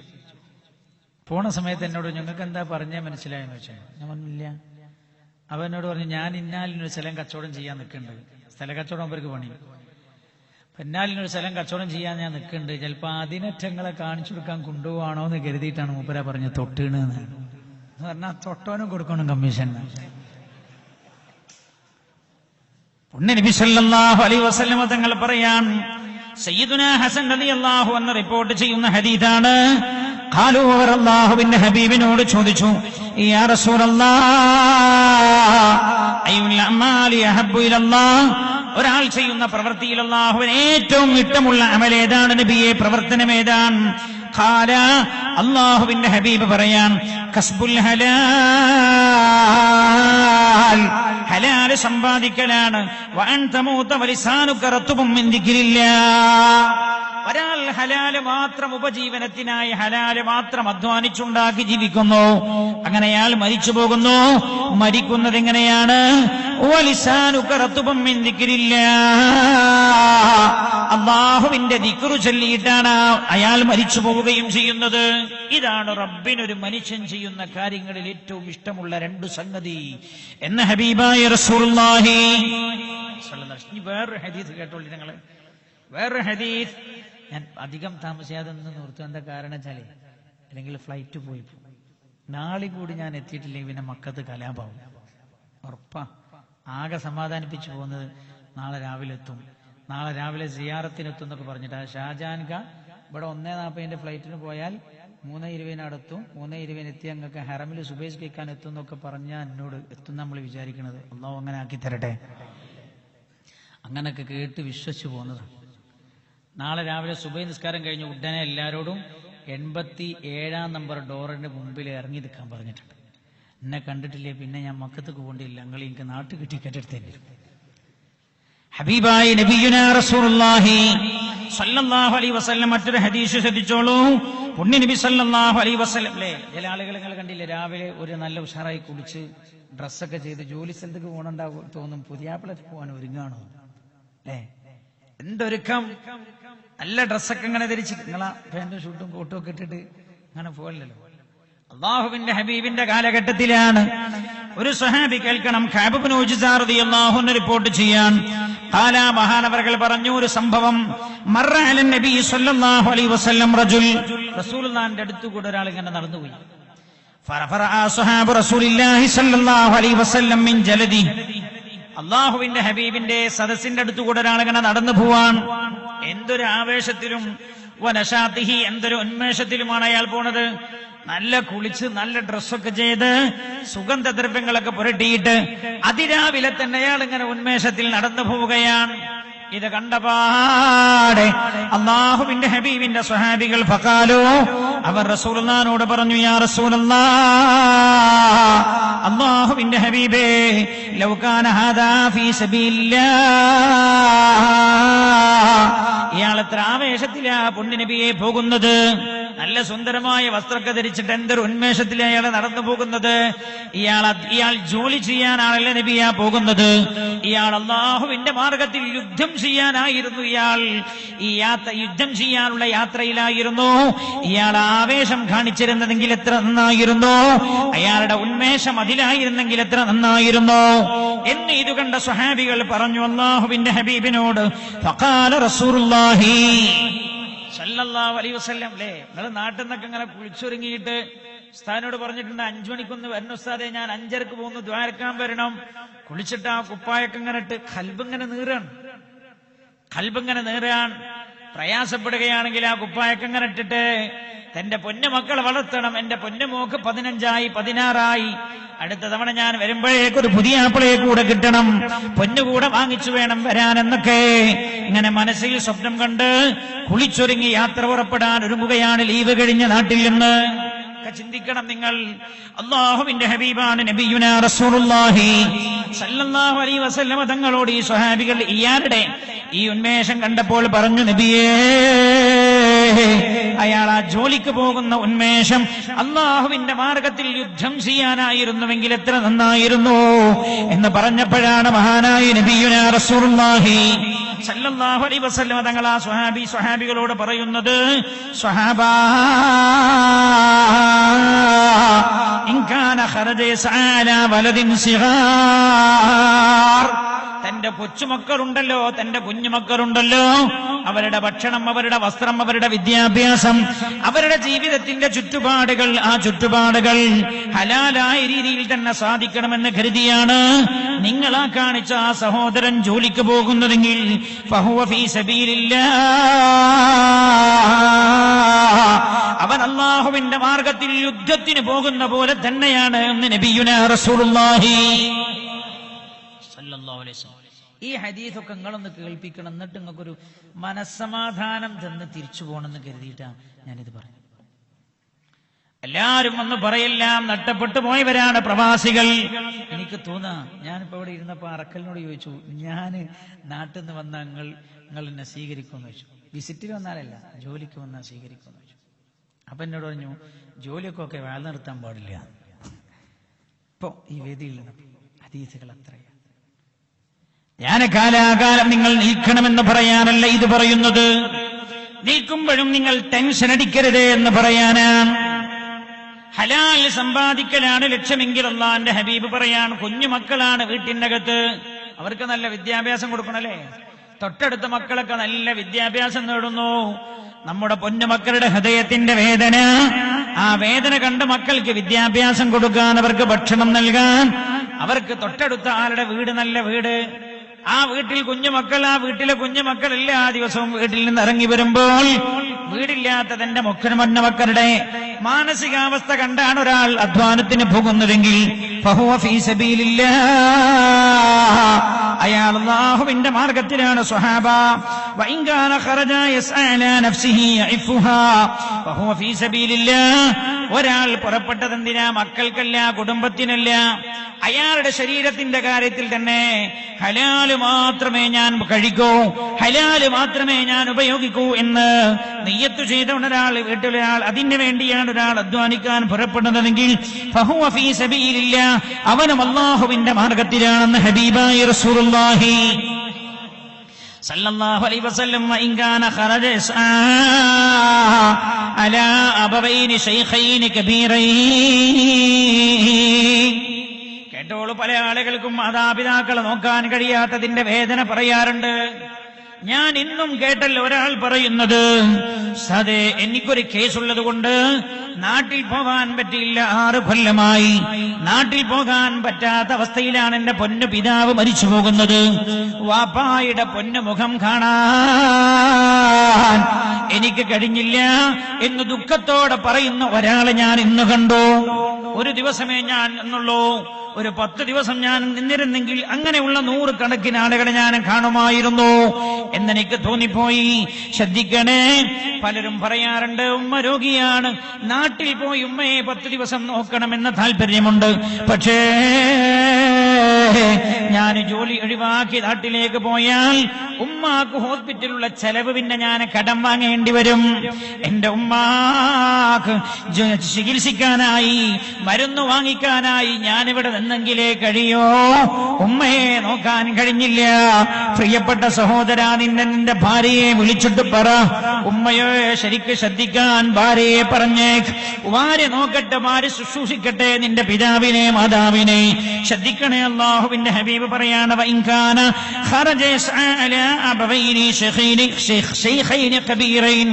പ്രായാധിക്യമുള്ള മാതാപിതാക്കളുടെ കാര്യത്തിൽ അവർക്ക് ആവശ്യമായ കാര്യങ്ങളൊക്കെ സമ്പാദിക്കാൻ വേണ്ടിയാണ്, അത് ഹലാലാവണേ എന്ന രീതിയിലാണ് ഒരാൾ അധ്വാനിക്കാനായി പുറപ്പെട്ടതെങ്കിൽ ഫഹുവ ഫീ സബീലില്ലാഹ്, അവൻ അല്ലാഹുവിന്റെ മാർഗത്തിൽ യുദ്ധം ചെയ്യുന്നവന് സമമാണെന്ന് ഹബീബായ നബിയുനാ മുഹമ്മദ് മുസ്തഫ സല്ലല്ലാഹു അലൈഹി വസല്ലം. ഇതൊക്കെ അല്ലാഹു നിങ്ങൾക്ക് വാരിക്കോരി തന്ന അനുഗ്രഹങ്ങളാണ്. റബ്ബ് സുബ്ഹാനഹു വ തആല വാരിക്കോരി തന്ന അനുഗ്രഹങ്ങളാണ്. മറ്റൊരു ഹദീസ് കേൾക്കൂ നിങ്ങൾ. മഹാനായ അബൂ ഉമാമ റളിയല്ലാഹു അൻഹു ആണ് ഹദീസ് റിപ്പോർട്ട് ചെയ്യുന്നത്. മഹാനായ ഇമാം തബറാനി റളിയല്ലാഹു അൻഹു ഹദീസ് ഉദ്ധരിച്ചിട്ടുണ്ട്. ഖാല റസൂലുള്ളാഹി സല്ലല്ലാഹു അലൈഹി വസല്ലം, പുണ്യനബി പറയാണ്, മൻ അൻഫഖ അലാ നഫ്സിഹി നഫഖ യസ്തഇഫു ബിഹാ ഫഹിയ സദഖ. ഒരാൾ സ്വന്തം ശരീരത്തിന് ഹലാല് മാത്രം നൽകണം എന്ന് കരുതി അയാൾ ചെലവഴിക്കുന്ന ഓരോ തുട്ടുകാശിനും അല്ലാഹു സ്വദഖ അയാൾക്ക് രേഖപ്പെടുത്തുമെന്ന് നബിയുനാ റസൂലുള്ളാഹി സല്ലല്ലാഹു അലൈഹി വസല്ലം. അൻഫഖ അലാ ഇംറഅതി, ഒരാൾ തന്റെ ഭാര്യയ്ക്ക് ഹലാല് സമ്പാദിച്ച് അയച്ചു കൊടുക്കുകയാണ്. മാസത്തിൽ എത്രയാക്കല്ലേ ഉണ്ടത്? അയക്കല്ലേ? അയക്കാറില്ലേ? അയക്കണം. നിങ്ങൾ ആർക്കാ അയച്ചു കൊടുക്കലേ? ഭാര്യക്ക് അയച്ചു കൊടുക്കും. എന്നിട്ട് ആർക്ക് കൊടുക്കാൻ പറയും? ഉമ്മാക്ക് കഴിയുന്ന 1000 കൊടുത്താളാണ് പറയരുതേ, കൽബ് പൊട്ടിപ്പോ, കൽബകം നെഞ്ചകം പിളർന്നു പോകും. അത് തീരണോ? നമ്മളെ മക്കളെ അയക്കണം, അപ്പൊ തിരിയും. നമ്മുടെ മക്കളെ അല്ലേ ഉമ്മ നമ്മളെ ഗൾഫിലേക്ക് പറഞ്ഞയച്ച അവസ്ഥ എങ്ങനെയാണ്? ഒന്നുമില്ലാത്തൊരു സമയത്താണ് 1.5 ലക്ഷം വേണം വിസയ്ക്ക്, ഇവിടുന്ന് 1.5 ലക്ഷം കിട്ടാൻ. ഉമ്മാന്റെ കാതിലുള്ള, മലപ്പുറത്ത് പറയും ചിറ്റ്, വടകര ഭാഗത്ത് അങ്ങനെ പോയ അലിക്കത്ത് എന്ന് പറയില്ലേ, അതെന്ത് കത്താന്നറിയില്ല, പക്ഷെ അങ്ങനെ പറയാം, അലിക്കത്ത് അല്ലെ, ഓരോ നാട്ടിലും അങ്ങനല്ലേ. കാതിലുള്ള മുഴുവൻ സ്വർണ്ണാഭരണങ്ങൾ വഴിച്ചു, മാല പൊട്ടിച്ചെടുത്തു, കയ്യിലെ വള ഊരി. അന്ന് നമ്മൾ ഈ പറഞ്ഞ 20,000 പൊന്നിനില്ല. ഇന്ന് 3 വള വിറ്റാൽ കാബ കാണാൻ പറ്റുന്ന കാലമാണ്. അന്ന് 2000 1500 ഒക്കെയാണ്. എല്ലാം പറിച്ചു വിട്ടിട്ടും 1.5 ആയില്ല. പ്രിയപ്പെട്ട മാതാവിന്റെ കാതിൽ പിന്നെ ചുറ്റു ധരിച്ചിരുന്ന, അലീക്കത്ത് ധരിച്ചിരുന്ന ദ്വാരങ്ങളിൽ മുഴുവൻ ഈർക്കിളികളാണ്. 2 കൊല്ലത്തോളം ഉമ്മ കാതിൽ ഈർക്കിലിട്ടാണ് കഴിഞ്ഞുകൂടിയത്. 2 വർഷം കഴിഞ്ഞ് ലീവിന് നിങ്ങൾ നാട്ടിൽ പോയപ്പോൾ ഉമ്മായുടെ കാതിലിന്റെ ഈർക്കിൾ മക്കൾ കാണാതിരിക്കാൻ എന്തേ ഉമ്മായുടെ ആഗ്രഹം ഉമ്മാക്കതൊക്കെ മറന്നുപോയി. പൊന്നുമോൻ അയച്ചിരിക്കുന്ന പണമെടുത്ത് ബാക്കിയുള്ള കടങ്ങളൊക്കെ വീട്ടി. പിന്നെ ഉമ്മ വിളിച്ചു പറഞ്ഞത്, മോനൊന്ന് വരണേ, പൊന്നുമോനൊരു കല്യാണം കഴിച്ചു കാണണേ. അപ്പോഴൊക്കെ ഉമ്മ ഈ കാത് തട്ടം കൊണ്ട് മറച്ചു വെക്കും. എന്തിനാ? പൊന്നുമോനിത് കണ്ടാൽ അവന് ടെൻഷനാവരുതെന്ന് കരുതിയിട്ട്. ചിന്തിക്കണേ, കല്യാണം കഴിഞ്ഞു 5 മാസം നാട്ടിൽ നിന്ന് തിരിച്ചു പോന്നതാണ്. തിരിച്ചു പോന്നു, ആദ്യത്തെ മാസം ശമ്പളം കിട്ടി, ഭാര്യക്ക് നമ്മൾ അയച്ചു കൊടുത്തു, ഉമ്മാക്ക് അയച്ചില്ല. പാവം ഉമ്മ മനസ്സിലാക്കിയത് 5 മാസം എന്റെ പൊന്നുമോൻ നാട്ടിൽ നിന്ന് കല്യാണം കഴിഞ്ഞ് നാട്ടിൽ നിന്നപ്പോ കടക്കാരനായി പോയതുകൊണ്ടാണ് ആദ്യത്തെ മാസം മോനും പണം അയക്കാതിരുന്നത്. 2 കൊല്ലവും ഉമ്മായുടെ കയ്യിലേക്ക് ആ പണം അയച്ചു കൊടുത്തത്. ആ പൊന്നുമോനെ കുറിച്ച് ഉമ്മ ഇതാ വിചാരിക്കുന്നത്. 2ാം മാസവും ശമ്പളമില്ല, 3ാം മാസവും ശമ്പളമില്ല, മോനോടൊന്നും ചോദിച്ചില്ല. 4ാമത്തെ മാസത്തില് ഇവന്റെ പ്രിയപ്പെട്ട ഭാര്യ ഉമ്മായുടെ വീട്ടിലേക്ക് കയറി വന്നപ്പോ തോളിലുണ്ടായിരുന്ന ബാഗ് തുറന്ന്, തോളിലിട്ടിരുന്ന ബാഗ് തുറന്ന ആ ബാഗിൽ നിന്ന് 1000 ഉറുപ്പികയുടെ ചുവന്ന നോട്ടെടുത്തിട്ട് ഉമ്മായുടെ കയ്യിലേക്ക് കാണിച്ചു പറഞ്ഞത്, ഉമ്മ ഇക്കയച്ചതാണ് നിങ്ങൾക്ക് തരാൻ. ഏത് മാതാവിന്റെ ഖൽബാണ് പൊട്ടിത്തെറിച്ചു പോകാതിരിക്കുക? ഏത് മാതാവിന്റെ ഖൽബാ പൊട്ടിത്തെറിക്കാതിരിക്കുക? ചെയ്യരുതേ. ഞാൻ കണ്ടിട്ടുണ്ട് കണ്ണുനീർ പൊടിക്ക് കരയുന്ന പല വാപ്പയമ്മയും. അല്ലാഹു സുബ്ഹാനഹു വ തആല മാതാപിതാക്കളെ സന്തോഷിപ്പിക്കുന്നവരിൽ അല്ലാഹു നമ്മൾ ഉൾപ്പെടുത്തട്ടെ. വമൻ അൻഫഖ ലംറഅതിഹി വ വലദിഹി വ അഹ്ലി ബൈതിഹി ഫഹിയ സദഖ. ഒരാൾ തന്റെ ഭാര്യയ്ക്ക് ഹലാൽ സമ്പാദിച്ച് അയച്ചു കൊടുക്കുകയാണ്, തന്റെ മക്കൾക്ക് വേണ്ടി അയച്ചു കൊടുക്കുന്നു, അവരെ സ്കൂളിൽ ചേർക്കാൻ, മദ്രസ പഠനത്തിനായി പുസ്തകം വാങ്ങാൻ, ഡ്രസ്സ് വാങ്ങാൻ. അതേപോലെ കുടുംബത്തിൽ പെങ്ങന്മാരുണ്ട്, നോക്കാൻ ആരുമില്ല, അവർക്ക് വേണ്ടി അയച്ചു കൊടുക്കുന്നു. കുടുംബത്തിലെ കട്ടപ്പെട്ടവർക്ക് വേണ്ടി അയാൾ അയച്ചു കൊടുക്കുന്നു. ഫഹിയ സ്വദഖ. എല്ലാം അല്ലാഹു അയാളുടെ ഏടിൽ സ്വദഖയായി രേഖപ്പെടുത്തുമെന്ന് നബിയുനാ മുഹമ്മദ് മുസ്തഫ സല്ലല്ലാഹു അലൈഹി വസല്ലം. കണ്ടോ, നിങ്ങളെ ഓരോ ഫിൽസിനും, ഓരോ ദിനാറിന് മാത്രമല്ല, ദിനാറിന്റെ ചെറുതേതാ? ഫിൽസ്. ഓരോ ഫിൽസിനും അല്ലാഹു നൽകുന്ന പ്രതിഫലമാണത്. പ്രവാസിക്ക് എത്രമേൽ പ്രതിഫലമാണ് അല്ലാഹു വാരിക്കോരി കൊടുക്കുന്നത്. പിന്നെ ശ്രദ്ധിക്കൂ നിങ്ങൾ, മഹാനായ നബിയുനാ റസൂലുള്ളാഹി സല്ലല്ലാഹു അലൈഹി വസല്ലം തങ്ങൾ പറയാണ്, ഒരാൾ ഉപജീവന മാർഗം തേടി യാത്ര ചെയ്തു വന്നു. യാത്ര ചെയ്ത് നിങ്ങൾ ഇവിടെ വന്നാൽ ഒന്നുകിൽ നിങ്ങൾ ഏതെങ്കിലും കൈത്തൊഴിൽ ചെയ്യും, അല്ലേ? അല്ലെങ്കിൽ ബിസിനസ്സിൽ ഏർപ്പെടും. അങ്ങനെയല്ലേ ചെയ്യാം? 2 ഒരു രീതിയാണ് നിങ്ങൾ സ്വീകരിക്കാറുള്ളത്. കൈത്തൊഴിലാണ് നമ്മൾ ഏർപ്പെടുന്നതെങ്കിലോ, ഒരാൾ നാട്ടിൽ നിന്ന് വന്നു, ജോലി അന്വേഷിക്കുന്നു അയാൾ. അങ്ങനെ അയാൾക്കൊരു ഒരു കൈൽ തൊഴിൽ അയാൾക്ക് ലഭിക്കുകയാണ്. അല്ലാഹുവിന്റെ ഹബീബ് പറയുന്നത് കേൾക്കൂ നിങ്ങൾ, വഇന്നല്ലാഹ തആല യുഹിബ്ബുൽ അബ്ദൽ മുഹ്തരിഫ്. കൈത്തൊഴിൽ ചെയ്യുന്ന തൊഴിലാളിയോട് അല്ലാഹുവിന് വല്ലാത്ത ഇഷ്ടമാണെന്ന് നബിയുനാ റസൂലുള്ളാഹി സ്വല്ലല്ലാഹു അലൈഹി വസല്ലം. പുണ്യ നബി തങ്ങൾ ഒരിക്കൽ പറഞ്ഞത് ഇങ്ങനെയാണ്, ഒരാളുടെ വരുമാന മാർഗത്തിൽ ഏറ്റവും നല്ല പണം ഏതാണെന്നറിയുമോ? പുണ്യ നബി പറയാണ് സല്ലല്ലാഹു അലൈഹി വസല്ലം, മിൻ അമലി യദിഹി. അയാളുടെ കൈ കൊണ്ട് അധ്വാനിച്ചുണ്ടാക്കുന്ന വരുമാനമാണ് ഒരാളുടെ കയ്യിലെത്തുന്ന പണത്തിലെ ഏറ്റവും നല്ല പണമെന്ന് ശഫീഉനാ റസൂലുള്ളാഹി സ്വല്ലല്ലാഹു അലൈഹി വസല്ലം. ഒരിക്കൽ റസൂൽ ഒരു സ്വഹാബിനെ കണ്ടല്ലോ. റസൂലുള്ളാഹി സ്വഹാബിയുടെ കൈ പിടിച്ചപ്പോ കൈ ഭയങ്കര ഒരവുണ്ട് കയ്യേ. അല്ലാഹുവിന്റെ ഹബീബ് ആ കൈ പിടിച്ച് സ്വഹാബിയോട് പറഞ്ഞു, സ്വർഗത്തിന്റെ കൈയല്ലോ എന്ന് അല്ലാഹുവിന്റെ ഹബീബ് നബിയുനാ റസൂലുള്ളാഹി. എന്താ കാരണം? ഇയാള് കൈകൊണ്ട് അധ്വാനിച്ചിട്ട് തഴമ്പ് വന്നാണ് കയ്യില്. ഇപ്പൊ പുണ്യ നബി ആ കൈ പിടിച്ചിട്ട് പറഞ്ഞു സ്വർഗത്തിലേക്കുള്ള കൈയെന്നാണ്. കൈകൊണ്ട് അധ്വാനിച്ചുണ്ടാക്കിയാണ് അയാൾ ഉപജീവനം നടത്തുന്നത്. ഞാൻ പറയാം, നാട്ടു പോയാൽ ചിലപ്പോ ചോദിക്കുവാൻ എന്താ പണി, ഓൻ ഗൾഫിലും ടൈലറാന്നൊക്കെ ചിലപ്പോ പറയാം. ചിലപ്പോ പെണ്ണിനെ ഇഷ്ടപ്പെട്ടോളന്നില്ല, പക്ഷെ അള്ളാഹ്ക്ക് ഭയങ്കര ഇഷ്ടമാണ്. നമ്മൾ പെണ്ണെ കാണാൻ പോയ വീട്ടുകാർക്ക് ചിലപ്പോ ജോലി ഇഷ്ടപ്പെടണമെന്നില്ല. കൈകൊണ്ട് അധ്വാനിച്ചു തിന്നുന്ന ജോലിയാണോ, വരുമാന മാർഗമാണോ അയാളുടേത്? റബ്ബിനത് വല്ലാത്ത ഇഷ്ടമാണ്. എല്ലാ കൈത്തൊഴിലും അങ്ങനെ എല്ലാം നല്ലതാണ്. പക്ഷെ നമ്മൾ ചില ജോലിയൊക്കെ ചിലർക്ക് റിസർവ് ചെയ്ത് കൊടുത്തുകൊണ്ട് അല്ലേ. നോക്ക് നിങ്ങൾ, മഹാനായ നബിയുനാ റസൂലുള്ളാഹി, ഞാൻ നേരത്തെ പറഞ്ഞ ഞങ്ങളോട് അധ്വാനം ഇല്ലാതെ പൈസ ഉണ്ടാക്കാൻ കഴിയാതെ എങ്ങനെ കേരളക്കാരന്റെ ചിന്ത. എന്നാ പുണ്യനബി പറഞ്ഞതരോ അധ്വാനിച്ച് പൈസ ഉണ്ടാക്കണം. കൈതൊഴിൽ ഏത് രീതിയിലുള്ള തൊഴിലുകളുമാകാം. പുണ്യനബി തങ്ങൾ തന്നെ പറയുകയാണ്, കാന നൂഹുൻ അലൈഹിസ്സലാം നജ്ജാറ, നൂഹ് നബി അലൈഹിസ്സലാം ആശാരിയായിരുന്നു. ആരെങ്കിലും ഉണ്ട് ഈ കൂട്ടത്തിൽ കാർപ്പന്റർ ഉണ്ടോ? ഉണ്ടോ? ഇല്ലേ? മടിക്കണ്ട, നൂഹ് നബി ആശാരി എന്ന് ഞാൻ പറയാൻ കാരണതാ, ജിസ്നെ ചലായ കഷ്തിയേ ഖുദായേ, 980ഓളം കൊല്ലം അല്ലാഹുവിന്റെ പരിശുദ്ധമായ ദീനിലേക്ക് ആളുകളെ ക്ഷണിച്ച മഹാനായ നൂഹ് നബി അലൈഹിസ്സലാം ഖാന നജ്ജാറ, മഹാനവർകൾ ആശാരിയായിരുന്നു എന്ന് ഹബീബായ നബിയുനാ റസൂലുള്ളാഹി.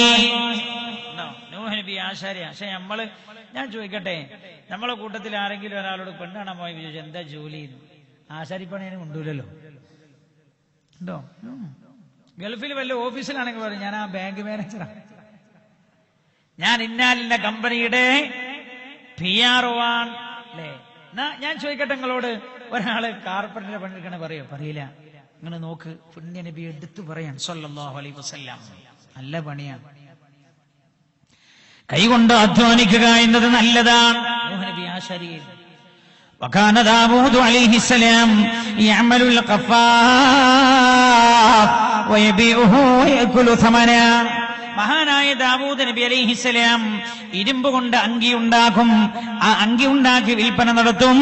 ആ കിട്ടുന്ന കാശ് കൊണ്ട് തന്റെയും കുടുംബത്തിന്റെയും ഉപജീവനം നടത്തുന്ന ആളായിരുന്നു മഹാനായ ദാവൂദ് നബി അലൈഹിസ്സലാം. ഇരുമ്പിന്റെ പണിയെടുക്കുന്ന ആൾക്കാണ് നമ്മൾ എന്ത് പറയാറുള്ളത്? നിങ്ങൾ മിണ്ടില്ല. ഇരുമ്പ് ചുട്ടിരാവുന്ന ആൾക്കാണ് നമ്മൾ പറയാറുള്ളത് കൊല്ലൻ. യെസ്. അപ്പൊ മഹാനായ ദാവൂദ് നബി അലൈഹിസ്സലാം കൊല്ലപ്പണി എടുത്ത ആളാണ്. നമ്മളെ മുമ്പിൽ 2ാം നമ്പർ അല്ലേ കൊല്ലപ്പണി? എന്തായി പഠിപ്പിക്കുന്നത്? അധ്വാനം ഹലാലാണോ? ഹലാലായ മാർഗമാണെങ്കിൽ അതെല്ലാം റബ്ബിന് വല്ലാത്ത ഇഷ്ടമാണ്. മഹാനായ ഖലീലുല്ലാഹി ഇബ്രാഹിം അലൈഹിസ്സലാം കാന ബസ്സാസ, പട്ടുവസ്ത്രം നെയ്തുണ്ടാക്കിയിട്ട് വിൽപ്പന നടത്തുന്ന കച്ചവടക്കാരനായിരുന്നു ഖലീലുല്ലാഹി ഇബ്രാഹിം. മഹാനായ സുലൈമാൻ നബി അലൈഹിസ്സലാം പാത്രം നിർമ്മിക്കുന്ന ആളായിരുന്നു. പാത്രം നിർമ്മിക്കുന്ന ആൾക്കാണ് നമ്മൾ പറയാറുള്ളത്. നിങ്ങൾ പറയാത്തെ പറയാൻ മടി. കോശവൻ. നമ്മളത് ഒരു പ്രത്യേക വിഭാഗത്തിന് മാത്രം ഏൽപ്പിച്ചു കൊടുത്ത പണി അല്ലേ? ഹലാലാണോ? ഞാൻ എന്തിനാ ഇത് പറഞ്ഞത്? ഹലാലാണോ നമ്മൾ ചെയ്യുന്ന കൈത്തൊഴിൽ റബ്ബിന് വല്ലാത്ത ഇഷ്ടമാണ്. അപ്പൊ നിങ്ങൾ ഏർപ്പെടുന്നത് ഏതെങ്കിലും രീതിയിലുള്ള കൈത്തൊഴിലായിരിക്കും. ആ കൈത്തൊഴിൽ റബ്ബിന് ഇഷ്ടമാണ്. ഹലാല് സമ്പാദിക്കുക എന്ന രീതിയിലാണെങ്കിൽ അപ്പൊ ഒരാൾക്ക് 16 മണിക്കൂർ ഡ്യൂട്ടിയാണ്. ഓൻ ടെൻഷൻ ആവണ്ട. മലയാളിമാരെങ്കിലും ഉണ്ടെങ്കിൽ 8 മണിക്കൂറിൽ 16 ആക്കണ്ടേ? ഒരാൾക്ക് 16 മണിക്കൂർ ഡ്യൂട്ടി, ഓൻ ടെൻഷൻ ആവണ്ട. 16 മണിക്കൂർ മോൻ അല്ലാഹുവിന്റെ തൃപ്തിയിലാണെന്ന് ശഫീഉൽ വറാ നബിയുനാ റസൂലുള്ളാഹി സല്ലല്ലാഹു അലൈഹി വസല്ലം തങ്ങൾ പഠിപ്പിക്കുകയാണ്. അപ്പൊ ഒന്നുകിൽ കൈത്തൊഴിലാവും, അല്ലെങ്കിൽ കച്ചവടത്തിലായിരിക്കും ഏർപ്പെട്ടിട്ടുണ്ടാവുക അല്ലേ? ഞാൻ ഇന്നിങ്ങനെ പോയി നോക്കുമ്പോ അധികം ആൾക്കാരും നമ്മളതിൽ ബന്ധപ്പെട്ടവരൊക്കെ കച്ചവടക്കാരാണ്. നല്ല പണിയാണ്. കച്ചവടം നല്ല ഏർപ്പാടാണ്. മറ്റൊരു രാജ്യത്ത് പോയി കച്ചവടം ചെയ്യുക, കച്ചവടം തനിയെ തന്നെ നല്ല പരിപാടിയാണ്. മറ്റൊരു രാജ്യത്ത് പോയി കച്ചവടം ചെയ്യുക, അതിന്റെ ശ്രേഷ്ഠതയും അതേപോലെ മഹത്വവും ഒന്നുകൂടെ വർദ്ധിക്കുകയാണ്. മഹാനായ നബിയുനാ റസൂലുള്ളാഹി സല്ലല്ലാഹു അലൈഹി വസല്ലം തങ്ങളെ കച്ചവടക്കാരനെ കുറിച്ച് പറഞ്ഞത് ശ്രദ്ധിക്കണേ. അത്താജിറുസ്സദൂഖുൽ അമീൻ മഅശ്ശുഹദാഇ യൗമൽ ഖിയാമ. അത്താജിറുസ്സദൂഖുൽ അമീൻ, നിർമ്മലമായി സത്യം പറയുന്ന കച്ചവടക്കാരൻ. ആ സ്വദൂഖ് എന്നുള്ള പദത്തിന് അർത്ഥം പറയാൻ ഞാൻ മലയാള ഭാഷയിൽ ഒരു വാക്ക് കാണുന്നില്ല. അത്താജിറു കച്ചവടക്കാരൻ, സ്വാദിക്കുന്ന സാധാരണ പറയാം സത്യം പറയുന്ന ആൾ, സത്യം പറയുന്ന കച്ചവടക്കാരൻ സ്വാദിക്കുന്ന പറയും. സ്വദൂഖ് എന്ന് പറഞ്ഞ നിർമ്മല സത്യം നീ പറയാൻ കഴിയൂ എന്ന് പറഞ്ഞാല് കണ്യത്തുസാദിന്റെ മാതിരി സത്യം പറയുന്ന ആളെന്ന് പറയണേ. എന്നാ കണ്യത്തുസാദിന്റെ മാതിരി സത്യം പറയുന്ന ആളെന്ന് പറഞ്ഞേ അങ്ങനെ. ആ മഹാൻ വഫാത്തായ ദിവസമാണല്ലോ. ഇന്നലെ നമ്മൾ സംസുൽമനെ കുറിച്ച് പറഞ്ഞു, ഇന്ന് നമ്മളെ ഇടയ്ക്ക് കണ്യത്തുസാനെ കുറിച്ചും പറയാം. ഒരിക്കൽ ദർശൊക്കെ നിർത്തിയിട്ട് കച്ചവടത്തിന് ഇറങ്ങി. എന്തിനാ മഹാന്മാർ കച്ചവടം ചെയ്തത് നമ്മൾ മനസ്സിലാക്കണം. നമ്മളിത് വലിയ ലാഭം ഉണ്ടാക്കല്ല. റസൂലുള്ള കച്ചവടം ചെയ്തിട്ടുണ്ടോ? സുന്നത്താണല്ലോ കച്ചവടം. കുറച്ചാലും കച്ചവടം ചെയ്യാം. ഞാൻ ചോദിക്കട്ടെ, നിങ്ങളെ പള്ളിയിൽ ഏതെങ്കിലും ഒരു ഉസ്താദ് നിങ്ങളെ ജോലി ചെയ്യണ മഹലിന്റെ അടുത്ത ഏതെങ്കിലും കച്ചവടം നോക്കി ഞങ്ങൾ എന്താ പറയാ, അടുത്ത മീറ്റിംഗ് ചേരാൻ പിടിച്ചുവിടണേ അല്ലേ? അടുത്ത മീറ്റിംഗ് ചേരുന്നത് അയാളെ പിരിച്ചുവിടാനാവും. ഖൗമിൽ എന്തൊക്കെയോ ചില ധാരണകളാണ്, സമൂഹത്തിന് എന്തൊക്കെയോ ചില ധാരണകൾ. ഉസ്താദന്മാരൊന്നും ചെയ്യാൻ പാടില്ല. ഒരു പള്ളിയുടെ റൂം ഉണ്ടാണ്, അങ്ങനെ ഉണ്ടാതെ കുത്തിരുന്നോളൂ. ഏതെങ്കിലും ഒരു ഉസ്താദ് നാട്ടിലൊക്കെ അങ്ങനെ ഇറങ്ങിയിട്ട് ആളുകളൊക്കെ ദഅവത്ത് ചെയ്യുന്നുണ്ട്, പറയും ഇയാള് പഴയ മൗലവിമാരമാതിരി ഒന്നും അല്ലല്ലടാ, ഇയാള് കണ്ട ടൗണിൽ ആടിമ്പടിയൊക്കെ പോയി കുത്തിരിക്കണമെന്ന്. പിന്നെ 5 വക്ത് നിസ്കരിക്കണ പോലെ മാത്രമേ അവര് പണിയെടുക്കണ്ടേ? ഇബലെല്ലാം നന്നാക്കണ്ടേ? എന്റെ കൂടെ ഞാൻ കുറെ കള്ളുടിമാരൊക്കെ ആൾക്കാരെ സുഹൃത്തുക്കളാക്കി. അപ്പൊ ഭയങ്കര പ്രശ്നം പോയപ്പോ. എന്താ പ്രശ്നം? അയാളെ കൂടെ കള്ളുടിമാരാ. ഞാൻ കള്ളുടിക്കില്ലല്ലോ. ഞാൻ അവരോട് പറഞ്ഞു, എന്റെ കൂടെ കൂടിയിട്ട് ഒരു നേരെങ്കിലും ഒരു കുടിക്കണത് ഇല്ലാതായ അള്ളെങ്കിൽ കൂലി തരൂലേ? അങ്ങനല്ലേ ചിന്തിക്കേണ്ടി? അങ്ങനെയാണല്ലോ കൊമ്പ് ചിന്തിക്കേണ്ടി. 5 നേരവും പള്ളി പോയി നിസ്കരിക്കുന്ന ആൾക്കാരെ പിന്നെ നമ്മൾ എന്ത് ദഅവത്ത് നടത്താനാ? പോലെ പിന്നെ നന്നാക്കാം. അവരല്ലല്ലോ നന്നാക്കേണ്ടത്. സമൂഹത്തിന് കുറെ ധാരണകളാണ്. ഞാൻ പറയുന്നത് മഹാനായ കണ്ണിയത്ത് ഉസ്താദ്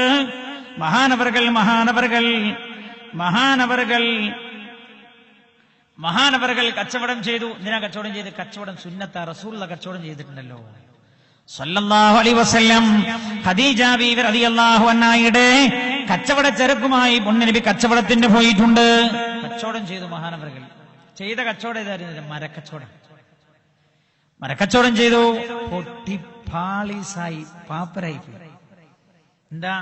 ആളുകൾ മരം വാങ്ങാൻ വരുമ്പോ പറയുതാ, ഇതിന് ഇവിടെ ചെറിയൊരു കുത്തുണ്ടേ, വാങ്ങാൻ വന്നുണ്ടെ കണ്ടിട്ടുണ്ടാവില്ല. മുമ്പ് വിളിച്ച് കാണിച്ചു കൊടുക്കും. ഇവിടെ ഒരു കുത്ത്, ഇവിടെ ചെറുങ്ങനെ ഒന്ന് കീറിയിട്ടുണ്ട്, അതിന്റെ അടിയിൽ വലിയൊരു കുത്ത് കാണുന്നുണ്ട്. ചിലപ്പോ തീർന്നു നോക്കിയാൽ ഉള്ള പൊള്ളയാവാൻ സാധ്യതയുണ്ട്. പക്ഷെ എനിക്ക് എത്ര റുപ്യ കിട്ടണം? അപ്പൊ ആരോ പറഞ്ഞു, സാർ നിങ്ങളിങ്ങനെ കച്ചവടം ചെയ്താ എങ്ങനെ കച്ചവടം നടക്കുക? ഉള്ള ദ്വാരം തന്നെ അടക്കുന്ന കാലമാണ് അല്ലേ? വീട്ടിൽ തേക്ക് വീട്ടിൽ തേക്കാകൂല അല്ലേ?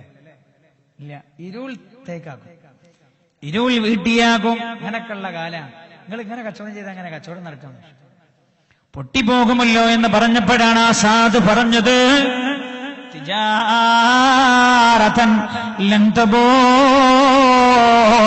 ഒരിക്കലും നഷ്ടപ്പെടാത്തൊരു കച്ചവടമുണ്ട്. ഉഖ്റവിയായ ലോകത്തേക്കുള്ള കച്ചവടമാണത്. അവിടെ ഞാൻ പൊട്ടാതിരുന്നാ മതി. അവസാനതൊക്കെ കൂടി എടുത്തു പോയി. എന്തേ? ഒക്കെ വിട്ടേച്ച് പോയി. രണ്ടാമത് പിന്നെയും ദർശനത്താൻ തന്നെ പോയി. എന്താ ഇത് അമ്മക്ക് നടക്കൂലെന്ന് മനസ്സിലായി.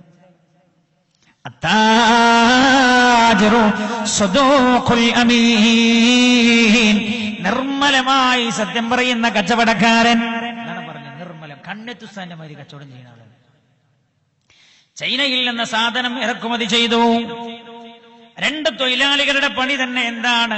മേഡ് ഇൻ ചൈന എന്ന സ്റ്റിക്കർ പറിച്ച് മേഡ് ഇൻ ജപ്പാൻ എന്ന് ഒട്ടിക്കുകയാണ്. ഇവിടുത്തെ കഥയില്ലട്ടെ ഞാൻ പറഞ്ഞേ, ഞാനൊരു കഥ പറയാം. ഓൾക്ക് ശമ്പളം 2200 റിയാൽ. അപ്പൊ മനസ്സിലായില്ല ഇവിടെ എല്ലാം 2200 റിയാലാണ് അവർക്ക് ശമ്പളം. റിയാൽ തന്നെ സൗദി തന്നെ പറയണമെന്നില്ല, ഖത്തറിലും റിയാലാ. ഇത് നിങ്ങൾ വേറെ സ്ഥലത്തേക്ക് വിടൂലല്ലോ, അവിടെയല്ലേ. 2200 അവർക്ക് ശമ്പളം. 2 ആളപ്പണിന് സ്റ്റിക്കർ മാറ്റിയൊട്ടിക്കലാണ്. അറബികള് സാധുക്കളാണ്. പക്ഷെ ഇപ്പം ചില ഇപ്പം അറബികളൊക്കെ വിളവന്മാരായി. അങ്ങനെ നമ്മൾ പഠിപ്പിച്ചു കൊടുത്ത വിളവ്. കുട്ടികളെ മനസ്സിൽ അല്ലേ. എന്നോടൊരാൾ പറഞ്ഞു, സൗദി അറേബ്യ ഉസ്താദേ, ഞങ്ങളൊക്കെ എത്ര പെട്ടെന്ന് പണക്കാരായത്. സൗദിയിലെ സ്ഥലത്ത് നിന്നോട് പറയാം, എത്ര പെട്ടെന്ന് എല്ലാ സ്ഥലവും കേട്ടോ. അയാളുമായിട്ട് ബന്ധപ്പെട്ടതായിരിക്കും. മൂപ്പരേതായാലും എന്നോട് പറഞ്ഞു, ഇനി വേറെ ദേഷ്യം കൊണ്ട് പറഞ്ഞതോ അറിയില്ല, ഇത്ര പെട്ടെന്ന് പണക്കാരായത് ഉസ്താദേ ഇത് സാധുക്കളായതുകൊണ്ടാണ്. ഞാൻ ചോദിച്ചാൽ എന്താ എന്നിട്ട് ഞങ്ങൾക്ക് കൂട്ടാനൊന്നും അറിയില്ല. നമ്മൾ കൂട്ടും ഒരു 4-5 സാധനം വാങ്ങിയ അശ്രീൻ സമാനീൻ 270. അപ്പൊ ഈ വാങ്ങാൻ വേണ്ടി വന്ന പാവം മാമ കൂട്ടാൻ അശ്രീൻ സമാനീൻ. ഇതിനറിയില്ല കൂട്ടാൻ. 270 കേതാ. ഒന്നുകൂടി ചോദിക്കോളൂ, വെറുതെ ഒക്കെ തിരിഞ്ഞെന്ന് കാണിക്കാൻ വേണ്ടി. അപ്പൊ കേതാ മസ്ബൂത്ത് മാഫി മുഷ്കിൽ. അറബിക്ക് സ്വഭാവം ഒരു സാധനം വാങ്ങാമെന്ന് ചോദിക്കും, ഇതെവിടെ ഉണ്ടാക്കിയതാണ്? യാബാനി, അമരീക്കി എന്ന് കേട്ടവൾക്ക് പിന്നെ ഒന്നും വേണ്ട. അമേരിക്ക മുഖ് ഖൊയ്സ് എന്നാ പറയും. മുഖ് എല്ലാവർക്കും അല്ലാഹു കൊടുത്തിട്ടുണ്ട്. അമരീക്കി, യാബാനി, അംബരീത്വാനി, ഷുഫ് മക്തൂബ് തഹ്ത്. എന്തൊരു ശാലം പറഞ്ഞ നോക്ക്, താഴത്ത് എഴുതിയിട്ടുണ്ട് സുനിയ ഫി യാബാൻ. വല്ലാഹ് അടുത്തൊരു ചോദ്യം ഉണ്ട് അറബിയൊക്കെ. അതൊരു വല്ലാത്ത ചോദ്യമാണ്, എവിടെയും തങ്ങാത്ത ചോദ്യമാണ്. എവിടെയും തങ്ങാത്ത ഒരു ചോദ്യമാണ് അല്ലാഹ്. അപ്പൊ ഇവനറിയാ ഇത് വല്ലാന്ന് ഉറപ്പിൽ പറയാൻ പറ്റൂല. ഹബീബായി നബിയുനാ റസൂലുള്ളാഹി സല്ലല്ലാഹു അലൈഹി വസല്ലം ശ്രദ്ധിക്കണേ. എന്തുകൊണ്ടാ നിർമ്മല സത്യം പറയുന്ന കച്ചവടക്കാരൻ അല്ലാഹു ശുഹദാഇന്റെ പ്രതിഫലം കൊടുക്കുന്നത്? അള്ളാഹുവിന്റെ മാർഗത്തിൽ വാളെടുത്തു പോയി യുദ്ധം ചെയ്ത് ഷഹീദാകുന്നതിനേക്കാളും വലിയ ബുദ്ധിമുട്ടാണ് ഹലാല കച്ചവടം എന്നല്ല, ഈ പറഞ്ഞ രീതിയിൽ നിർമ്മലമായി സത്യം പറഞ്ഞ് കച്ചവടം ചെയ്യാന്നുള്ള അത്ര വലിയ ബുദ്ധിമുട്ടാണ്. ബഹ്റൈൻ അല്ലാത്ത നാട്ടിലൊക്കെ ചിലല്ലോ എനിക്ക് മര്യാദക്ക് പോകണം പെടുന്നേ. ബഹ്റൈൻ തമാശ പറഞ്ഞതാണ്, തമാശ പറഞ്ഞാൽ നിങ്ങൾ വിഷമിക്കരുതേ. തമാശ പറഞ്ഞ അല്ലാഹു നമ്മുടെ ഹലാല് സമ്പാദിക്കുന്നത് അല്ലാഹു ഉൾപ്പെടുത്തി തരട്ടെ. അത്താജിറു സ്വദൂഖുൽ അമീൻ മഅ ശുഹദാഇ യൗമൽ ഖിയാമ.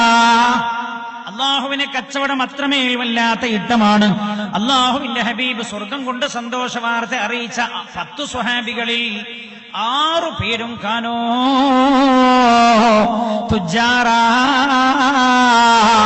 6 പേരും കച്ചവടക്കാരായിരുന്നു. കച്ചവടം നല്ല ഏർപ്പാടാണ്. അതിന്റെ അടുക്ക് നിങ്ങളെ അടുത്തേക്ക് ഒരു ബക്കറ്റ് വരുന്നുണ്ട്. ഏടാ ബക്കറ്റ്? നമ്മളെ സൂപ്പിക്കാന്റെ ഇനീഷ്യൽ ഇപ്പോഴാ തിരിഞ്ഞ് ജീലാനി. അൽഹംദുലില്ലാഹ്. അല്ലാഹു മഹാനായ ഷെയ്ഖ് അബ്ദുൽ ഖാദിർ അൽ ജീലാനി ഖദ്ദസല്ലാഹു സിർറഹുൽ അസീസിനോടൊപ്പം അല്ലാഹു നമ്മളെ സ്വർഗ്ഗത്തിൽ ഒരുമിച്ച് കൂട്ടി തരട്ടെ. ഓലിന്റെ അടുത്തൊരു ദീനാർ കൊടുത്തു വെച്ചാൽ ഔണ്ടി ഇടാൻ. ഇത് അത് നിങ്ങളുടെ അല്ലേ? എന്റെ അടുത്ത് ഇന്ത്യൻ പൈസ ഉണ്ട്. അത് പറയുന്നത് മാറ്റാൻ കഴിയൂലേ? മാറ്റാൻ പറ്റൂലെങ്കിൽ ഞാൻ മാറ്റി തരും. നാട്ടിലെത്തിയിട്ട് അല്ലാഹു ഖബൂൽ ചെയ്യട്ടെ.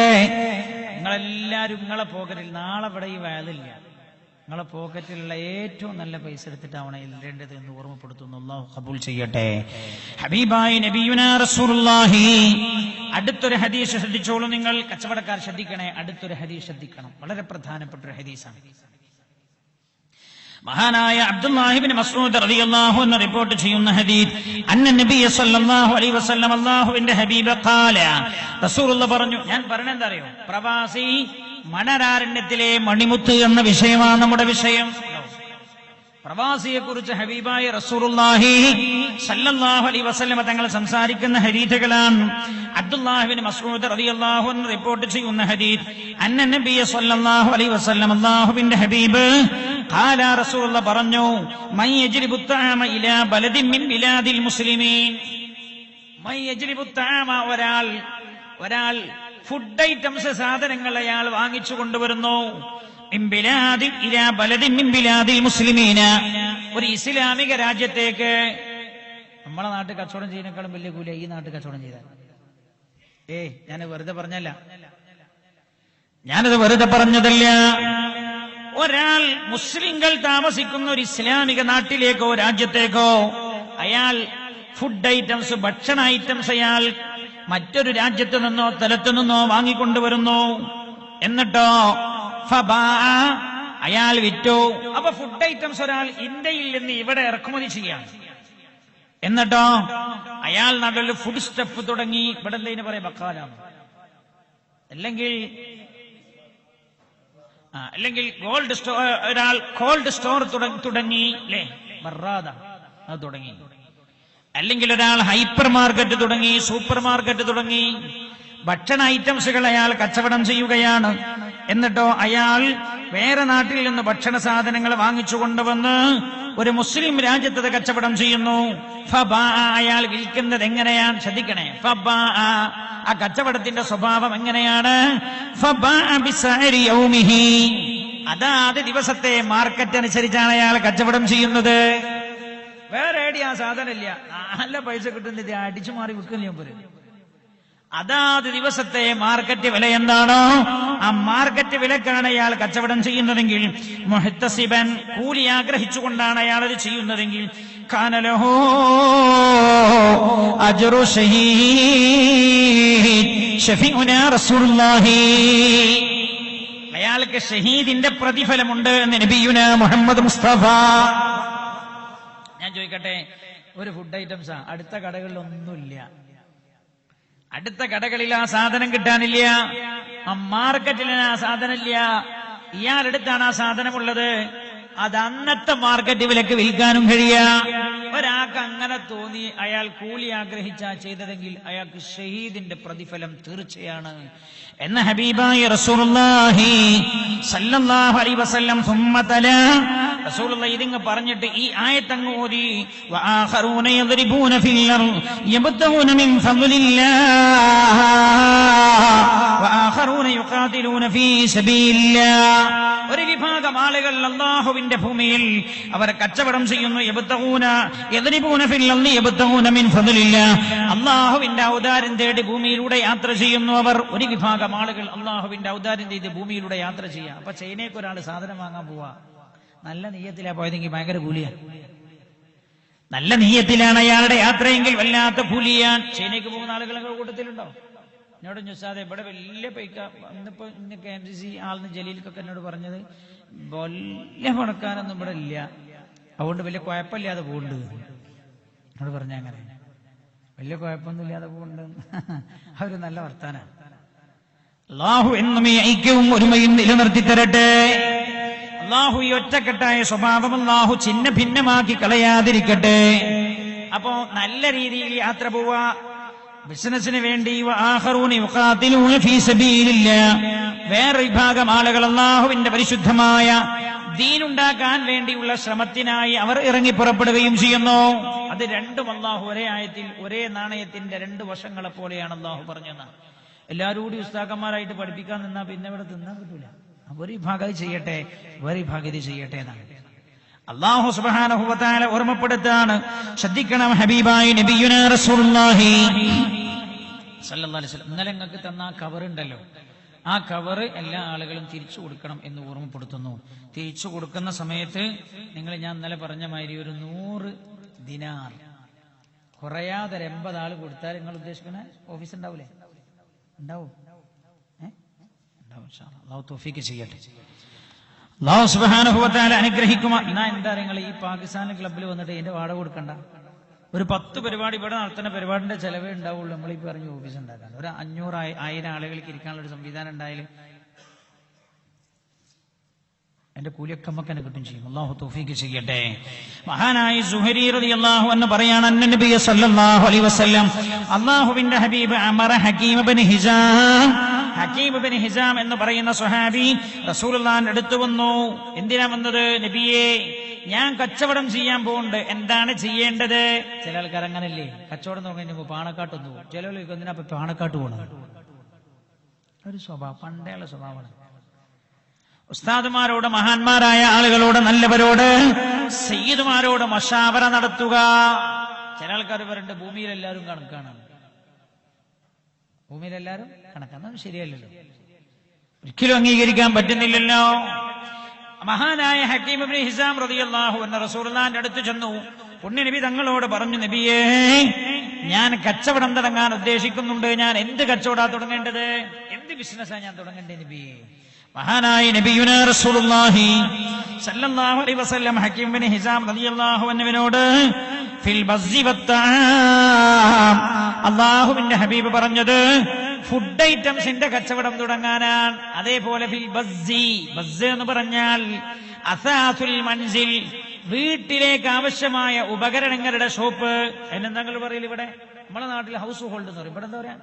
അതന്നെ, ഹൗസ് ഹോൾഡ് തുടങ്ങാൻ. അതേപോലെ ഫുഡ് സ്റ്റഫ് തുടങ്ങാനാണ് അല്ലാഹുവിന്റെ ഹബീബ് നബിയുനാ റസൂലുള്ളാഹി സ്വല്ലല്ലാഹു അലൈഹി വസല്ലം ഹക്കീം ഇബ്നു ഹിസാം റളിയല്ലാഹു അൻഹുവിനോട് കൽപ്പിച്ചത്. നിങ്ങൾ ശ്രദ്ധിച്ചോ?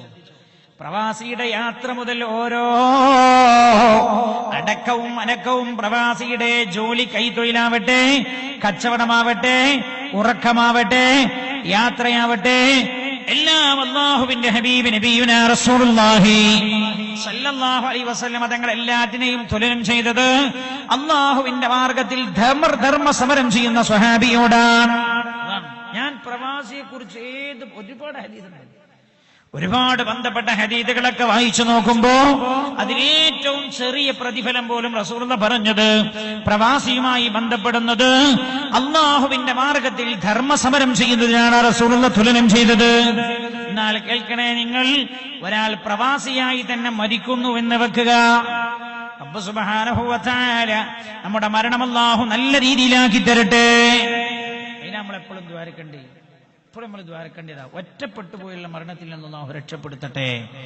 പടച്ചോനെ, മരിച്ചിട്ട് അറിയാതെ ദിവസങ്ങളോളം ഞങ്ങളുടെ മയ്യത്ത് കിടന്ന് ചീഞ്ഞു നാറുന്ന അവസ്ഥ നീ വരുത്തരുത് റബ്ബേ. അതിനൊക്കെയാണ് നമ്മൾ ദുആ ചെയ്യേണ്ടത്. ഞാനൊരിക്കൽ ഹജ്ജ് ക്ലാസ് ഇങ്ങനെ എടുക്കുന്ന സമയത്ത്, ഹജ്ജ് ക്ലാസ് ഇങ്ങനെ കഴിഞ്ഞ് പിരിയാൻ പോണ സമയത്ത് ദ്വാരുന്ന കൂട്ടത്തിൽ ഞാൻ ദ്വാരുന്നു, പടച്ചോനെ ഹജ്ജ് ക്ലാസ്സില ഞങ്ങളെ മക്കയിലോ മദീനയിലോ വെച്ച് മരിപ്പിച്ചു തരണേ. ദ്വാരുന്നപ്പോ ക്ലാസ് ഒക്കെ കഴിഞ്ഞ് പോണ സമയത്ത് കുറെ ആൾക്കാർ അങ്ങനെ കയ്യെ പിടിച്ച് സലാം ചൊല്ലിയ കൂട്ടത്തിൽ ഒരാൾ വന്ന് കയ്യെ പിടിച്ചിട്ട് സലാം ചൊല്ലിയിട്ട് പറഞ്ഞു, അതെ ക്ലാസ് ഒക്കെ ഭയങ്കര ഇഷ്ടപ്പെട്ടു. അയാൾക്ക് ഇഷ്ടപ്പെട്ടു എന്നാട്ടോ, എന്റെ ക്ലാസ് ഉഷാറായി എന്നല്ല പറയാനല്ല, ഈ കങ്കതി പറയാനപ്പോ ഈ പറഞ്ഞേ. ക്ലാസ് ഒക്കെ വലിയ ഇഷ്ടമായി സാറേ, പിന്നെ ദ്വാക്കൊക്കെ ഭയങ്കര റാഹത്തായി പോയി ദ്വായൊക്കെ. പക്ഷെ എല്ലാ ദ്വാക്കും ഞാൻ ആമീൻ പറഞ്ഞിട്ടുണ്ട്, ഒന്നിനും പറഞ്ഞിട്ടില്ല പറഞ്ഞു. ഞാൻ ചോദിച്ചാ എന്താണ്? എന്നോട് നിങ്ങൾ മക്കത്തോ മദീനത്തോ വെച്ച് മരിക്കാൻ ദ്വാരുന്നില്ല, മരിപ്പിക്കണേ അല്ല, എന്ന് ഞാൻ പറഞ്ഞിട്ടില്ല. ഞാൻ ചോദിച്ചാൽ എന്താ? എന്നോട് ഞാൻ ഈ കൊല്ലം ഹജ്ജിന് കൊണ്ട് അവിടെ പോയി അള്ളാഹ് ആമീൻ സ്വീകരിച്ച് മരിച്ചു പോയാലോ? ഞാൻ ചോദിച്ചാൽ എന്താ? എന്നോട് പറഞ്ഞു എന്റെ ഭാര്യന്റെയും മക്കളെടുത്തുനിന്ന് മരിക്കണം എന്ന് എന്റെ ബോധ്യം. ചിലപ്പം ഭാര്യന്റെയും മക്കളെടുത്ത് നമ്മളേറെ പ്രതീക്ഷയോടെ തിരിച്ചു ചെന്നിട്ട് ഒരുപക്ഷെ നമ്മളെ മുഖം തിരിഞ്ഞു നോക്കുക പോലും ചെയ്തില്ലെങ്കിൽ നമുക്ക് അതിലും വലിയ ടെൻഷനാവും. ഇപ്പൊ നമുക്കൊരു പ്രതീക്ഷല്ലേ, എന്റെ ഭാര്യക്ക് ഞാൻ തന്നെയാണ് ഏറ്റവും ഇഷ്ടപ്പെട്ട ആള് എന്ന് തോന്നുന്നില്ല? നിങ്ങൾക്കുണ്ടാ? ഓല് കാണണമെന്നില്ല, പറഞ്ഞോളി. ഓല് കാണും, ഇവിടുന്ന് അവിടെ സ്ക്രീൻ ഉണ്ടാവും, എന്നല്ലേ കാണുള്ളൂ, ഓലെ കാണൂല എന്നാ പറഞ്ഞോളാം. അങ്ങനെ ഒരു പ്രതീക്ഷ ഇല്ലേ? ഇല്ലാന്ന് തോന്നണല്ലേ, പ്രതീക്ഷയില്ലേ? ഞാൻ കേട്ടു 35 കൊല്ലം ഗൾഫിൽ നിന്ന് നാട്ടിലേക്ക് തിരിച്ചു ചെന്നൊരു സഹോദരന്റെ അനുഭവം അയാൾ എന്നോട് വന്ന് കരഞ്ഞു പറഞ്ഞിട്ടുണ്ട്. റൂമിൽ ഇങ്ങനെ ഇരിക്കാൻ, പള്ളിയുടെ റൂമിലിരിക്കുമ്പോൾ ഒരു 60, എനിക്ക് കണ്ടപ്പോൾ തോന്നിയത് 80 വയസ്സുണ്ടെന്ന്. ഞാൻ ചോദിച്ചു മനസ്സിലാക്കി എനിക്ക് മനസ്സിലായി ഒരു 10-65 വയസ്സുള്ള അയാൾ എന്നോട് വന്നിട്ട് പറയാം, സാറേ ഞാൻ കല്യാണം കഴിഞ്ഞ് 2 കൊല്ലം കഴിഞ്ഞ് പോയതാ ഗൾഫിൽ. ഞാൻ പോയത് എന്റെ ഭാര്യക്ക് നല്ലൊരു വീട്ടിലാവണം എന്റെ ഭാര്യ കിടക്കണത്.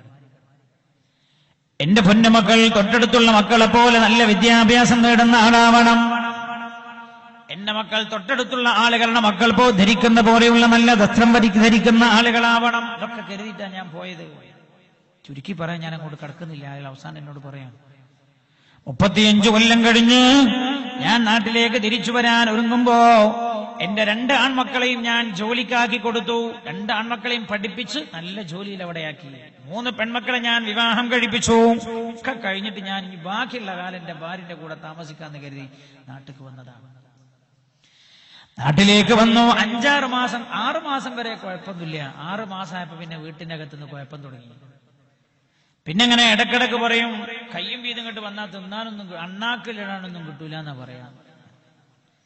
കയ്യും വീതം ഇങ്ങനെ കയറി വന്നാൽ എന്നോട് പറയാം, 35 കൊല്ലവും ഞാൻ അയച്ചു കൊടുത്തത് 1 സെക്കൻഡ് കൊണ്ട് എന്റെ ഭാര്യ മറന്നുപോയി. എല്ലാ ഭാര്യമാരെ കുറിച്ചല്ലേ.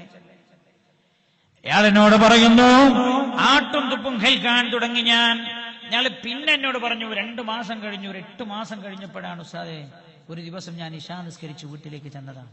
വീട് അടഞ്ഞു കിടക്കുന്നുണ്ട്.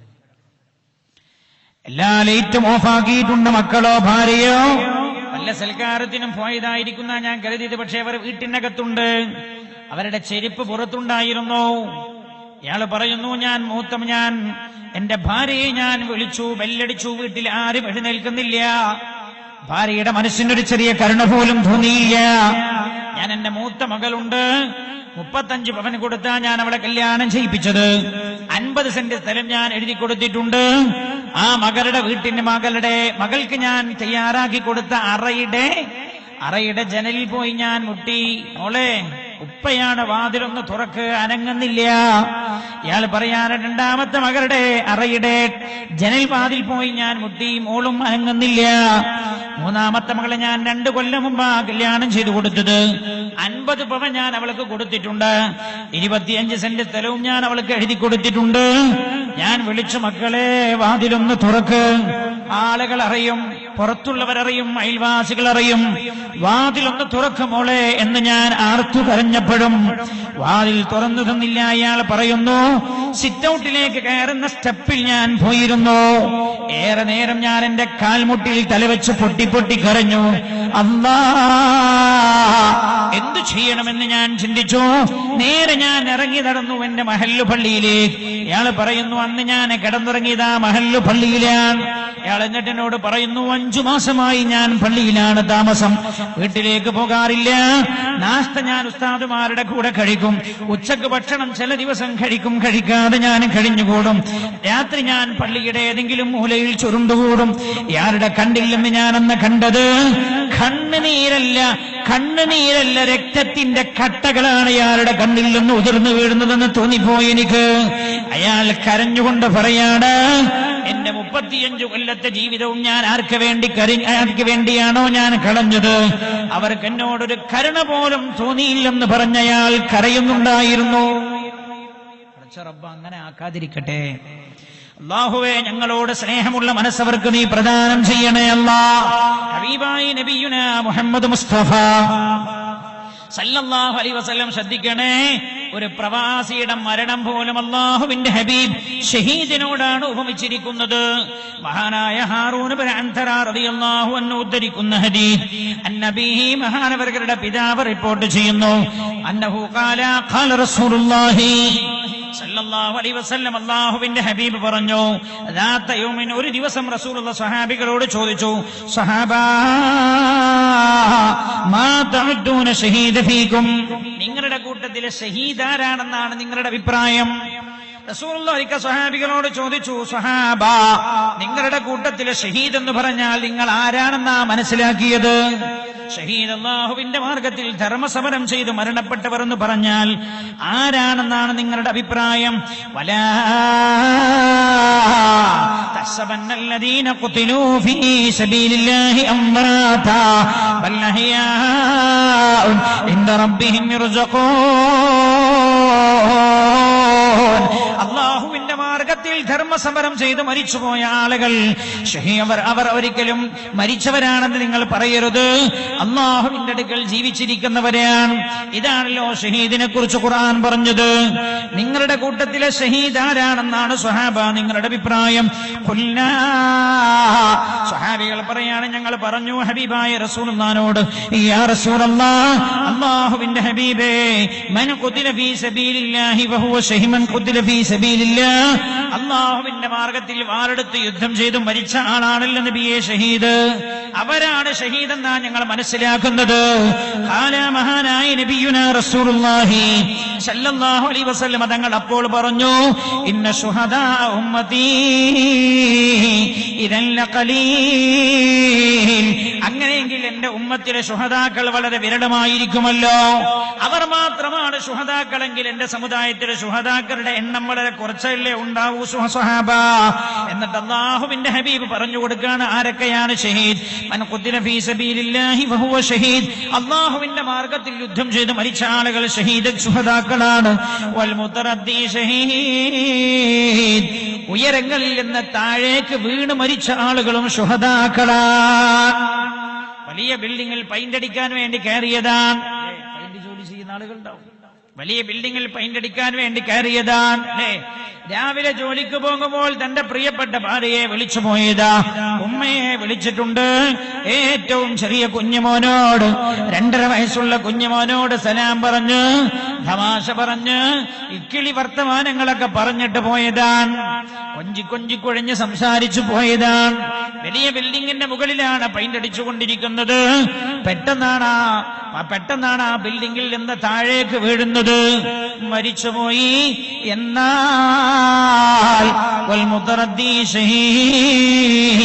അയാളും ഷഹീദാണെന്ന് ഹബീബായി നബിയുനാ റസൂലുള്ളാഹി. ഉയരത്തിൽ നിന്ന് വീണ് മരിക്കുന്ന ആളും ഷഹീദാൻ. പ്രസവ സംബന്ധമായ രോഗം കാരണം മരിക്കുന്ന പെണ്ണും ഷഹീദത്താണ്. പ്രസവ സംബന്ധമായ രോഗം കാരണം മരിച്ചതാണ്. ഷഹീദ. സൗദി അറേബ്യയിൽ കുറച്ചു മുമ്പ് 8-10 കൊല്ലം മുമ്പ് ഞാൻ ഓർക്കുന്നു, ഒരു സ്ഥലത്ത് കുഴിച്ചു വെക്കുന്ന സമയത്ത് ഒരു ശരീരം അങ്ങനെ തന്നെ കിടക്കുന്നു. ഒന്നും സംഭവിച്ചിട്ടില്ല. നോക്കുമ്പോ ഒരു പെണ്ണിന്റെ ശരീരം. കഫംപുട പോലും ഒന്നും പറ്റിയിട്ടില്ല. കഫംപുടക്ക് പോലും ഒന്നും സംഭവിച്ചിട്ടില്ല. ഒരു പെണ്ണിന്റെ ശരീരമാണ്. ഞാൻ ഇപ്പോഴും ഓർക്കുന്നു പത്രത്തിന്റെ റിപ്പോർട്ട്. സൗദി പണ്ഡിതന്മാർ പറഞ്ഞു അത് ഗർഭസംബന്ധമായ രോഗത്തിൽ മരിച്ച പെണ്ണാവാൻ സാധ്യതയുണ്ട്. ഷഹീദിന്റെ ശരീരം മണ്ണ് പോലും തൊടൂല എന്നാണോ? അതാണ് പ്രസവം എന്ന് പറഞ്ഞ. പക്ഷെ ഇന്നത്തെ പെണ്ണുങ്ങളൊന്നും, നിങ്ങളെ പെണ്ണുങ്ങളല്ലോ പ്രസവിക്കാൻ കിട്ടൂല. കല്യാണം കഴിഞ്ഞ ആദ്യ രാത്രി തന്നെ വലിയ ചർച്ച. ചെറുപ്പക്കാർ നിങ്ങളെ പോലെ കുറെ ചെറുപ്പക്കാർ ഉണ്ടല്ലോ, ചങ്ങായിമാരെ പോലും പറഞ്ഞുതരും ചില സംഗതികൾ. അതെ, ആദ്യ രാത്രി എന്നുള്ള ചർച്ചപ്പെട്ട ഒരു ചർച്ച മക്കൾ എപ്പോഴാ വേണ്ടിയെന്നാണ്. ഒരുത്തന്നെ തന്റെ ഭാര്യയോട് മക്കളെ കുറിച്ച് പറഞ്ഞു മിണ്ടിപ്പോരുത് 5 കൊല്ലത്തിന്. ഇപ്പോഴും ഒരു ചങ്ങായി കരഞ്ഞു നടക്കണ എന്റെ അനുഭവത്തിൽ. 12 കൊല്ലായി. കല്യാണം കഴിഞ്ഞ ആദ്യത്തെ വർഷം തന്നെ ഭാര്യ ഗർഭിണിയായപ്പോ ഓളും തീരുമാനിച്ചു ഉപ്പ വേണ്ടാന്ന്. ജോലി തീരുമാനിക്കുന്ന ശരി ഉണ്ടാവില്ല, അതാവണം ചെയ്യുന്ന സംഗതിയാണല്ലോ. ഉപ്പ വേണ്ടാന്ന് തീരുമാനിച്ചുള്ളത് എടുത്തു കളഞ്ഞു. 12 കൊല്ലമായി മക്കളില്ല. കരഞ്ഞ് നടക്കുക. പോകാത്ത മഖാമുകളില്ല, പോകാത്ത പള്ളികളില്ല, സ്വലാത്തിന്റെ മജ്‌ലിസുകളില്ല. ഇപ്പൊ പറയുന്നത് എന്താ? എനിക്കാൻ പോകുന്ന പൊന്നമോനെ എടുത്തു കളഞ്ഞത് നിന്റെ ഭാഗത്ത് നിന്ന് തൃപ്തിപ്പെട്ടില്ലെങ്കിൽ റബ്ബേ പൊറുക്കണേ എന്ന് പറഞ്ഞവനെ കരയുകയാണ്. 2 മാസം മുമ്പ് ഞാൻ അവനെ കണ്ടു. 2 മാസം എല്ലാ ചികിത്സയും നടത്തി. അല്ലല്ലേ തരുന്നത്.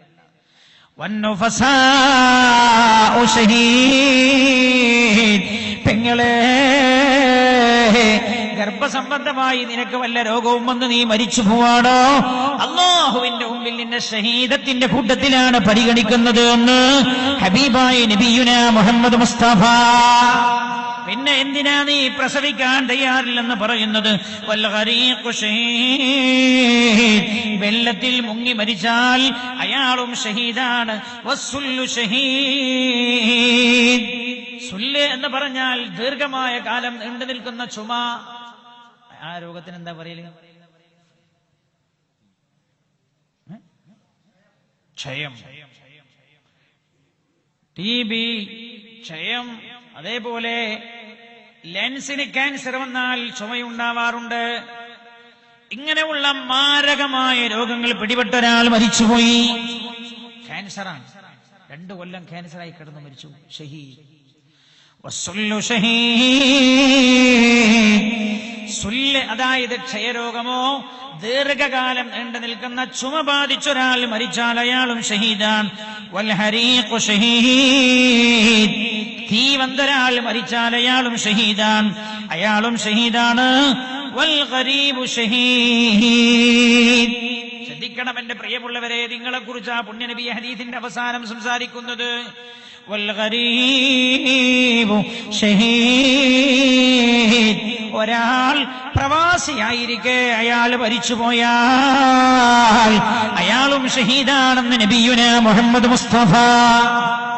നമ്മൾ പറഞ്ഞില്ലേ, നിങ്ങളിൽ പല ആളുകളുമാണല്ലേ എന്നോട് പറഞ്ഞത്, 2 ആഴ്ച മുമ്പ് ഭാര്യയെ നാട്ടിൽ നിന്ന് കൊണ്ടുവന്നൊരു സഹോദരന്റെ മയ്യിത്ത് ഇന്ന് നാട്ടിലേക്ക് പോയെന്ന് തോന്നുന്നു. പോയിട്ടില്ല, നാളെ പോകാനിരിക്കുകയാണ്, ഇപ്പോഴും മയ്യിത്തായി ഫ്രീസറിൽ കിടക്കുകയാണ്. വൽ ഗരീബു ഷഹീദ്, ഒരാൾ പ്രവാസിയായിരിക്കെ അയാൾ മരിച്ചുപോയാൽ അയാളും ഷഹീദാണ്. ഉഖറവിയായ ലോകത്തെ അയാൾ ഷഹീദിന്റെ കൂട്ടത്തിലാണെന്ന് ഹബീബായ നബിയുന മുഹമ്മദ് മുസ്തഫ സല്ലല്ലാഹു അലൈഹി വസല്ലം. നിങ്ങളെ മരണം പോലും ഷഹാദത്താണ്. ഞാൻ ഇതിലപ്പുറം ഞാൻ എന്താ പറയണ്ടേ? നിങ്ങളുടെ മരണം പോലും ഷഹാദത്താണ്. അള്ളാഹുവിനെ പ്രവാസിയോട് വല്ലാത്ത ഇഷ്ടമാണ്. പക്ഷേ ചില നിബന്ധനകൾക്ക് വിധേയമായി. എന്താണ് ആ നിബന്ധന? അതാ ഞാൻ പറയാൻ പോകുന്നത്. സമയം ഉണ്ടാവിക്കൂലേ? ഫ്ലൈറ്റ് പോവോ? വേണ്ട, ഒറ്റ വാക്കിൽ ഞാനോട് പറഞ്ഞു പോകും. ചില നിബന്ധനകൾക്ക് വിധേയമായി. എന്താണ് ആ നിബന്ധന? അതാ ഞാൻ പറയാൻ പോണത്. പക്ഷെ അതിന്റെ മുമ്പ് റോണ കമ്പനി 100 ബഹ്റൈൻ ദിനാർ നമ്മൾ എടുക്കാൻ ഉദ്ദേശിക്കുന്ന ഈ KMCCക്ക് നിർമ്മിക്കാൻ ഉദ്ദേശിക്കുന്ന ഓഫീസിലേക്ക് അവർ ദാനം ചെയ്തിട്ടുണ്ട്. അല്ലാഹു ഖബൂൽ ചെയ്യട്ടെ, അല്ലാഹു ബർക്കത്ത് ചെയ്യട്ടെ. അർഹമുർ റഹീമീനായ റബ്ബേ, നീ ഖബൂൽ ചെയ്യണേ അല്ലാഹു. ഇവരുടെ ബിസിനസ്സിൽ നീ ഖൈറും ബർക്കത്തും ഏറ്റി കൊടുക്കണേ അല്ലാ. അതേപോലെ ഒരു 10-40 ആളി കൂടി നമുക്ക് കിട്ടിയാൽ തിരക്കടില്ല. ഒരു 100 ദിർഹംസ് തരാൻ പറ്റാവുന്ന നമുക്ക് വേഗം പറഞ്ഞിട്ടാണ് പിരിയാ. വേറെ പിരിയാണ്. ആരെങ്കിലും ഉണ്ടെങ്കിൽ ഒരു 50 പേരുണ്ട്. ഇതിലെന്തുള്ളത്? ഇതെത്ര? 10 ദിനാർ. അല്ലാഹു ഖബൂൽ ചെയ്യട്ടെ. അല്ലാഹുവേ നീ ബർക്കത്ത് ചെയ്യണേ അല്ലാ. റബ്ബേ നീ ബർക്കത്ത് ചെയ്യണേ അല്ലാ. ഒരു 50 ദിനാർ ഞാനും കുടുംബത്തിലെ എല്ലാവരും ഈമാനോടുകൂടെ മരിക്കാനും അസുഖങ്ങൾ മാറാനും പലിശ കടം കൂടാതെ വീട് പണി പൂർത്തിയാവാനും അൽഹംദുലില്ലാഹ് അല്ലാഹു ആ നിയ്യത്ത് കൊണ്ട് തന്നെ ഖബൂൽ ചെയ്യട്ടെ. പുതുതായി തുടങ്ങുവാൻ ഉദ്ദേശിക്കുന്ന സംരംഭത്തിന്റെ വഴികൾ എളുപ്പമാവാനും അല്ലാഹു എളുപ്പാക്കി കൊടുക്കട്ടെ. സംഭാവന 50 ബഹ്റൈൻ ദിനാർ. നമ്മൾ 100 ദിനാർ വെച്ച് മൂപ്പർക്ക് 50 മൂപ്പര് തന്നിട്ടുണ്ട്. അല്ലാഹു ഖബൂൽ ചെയ്യട്ടെ.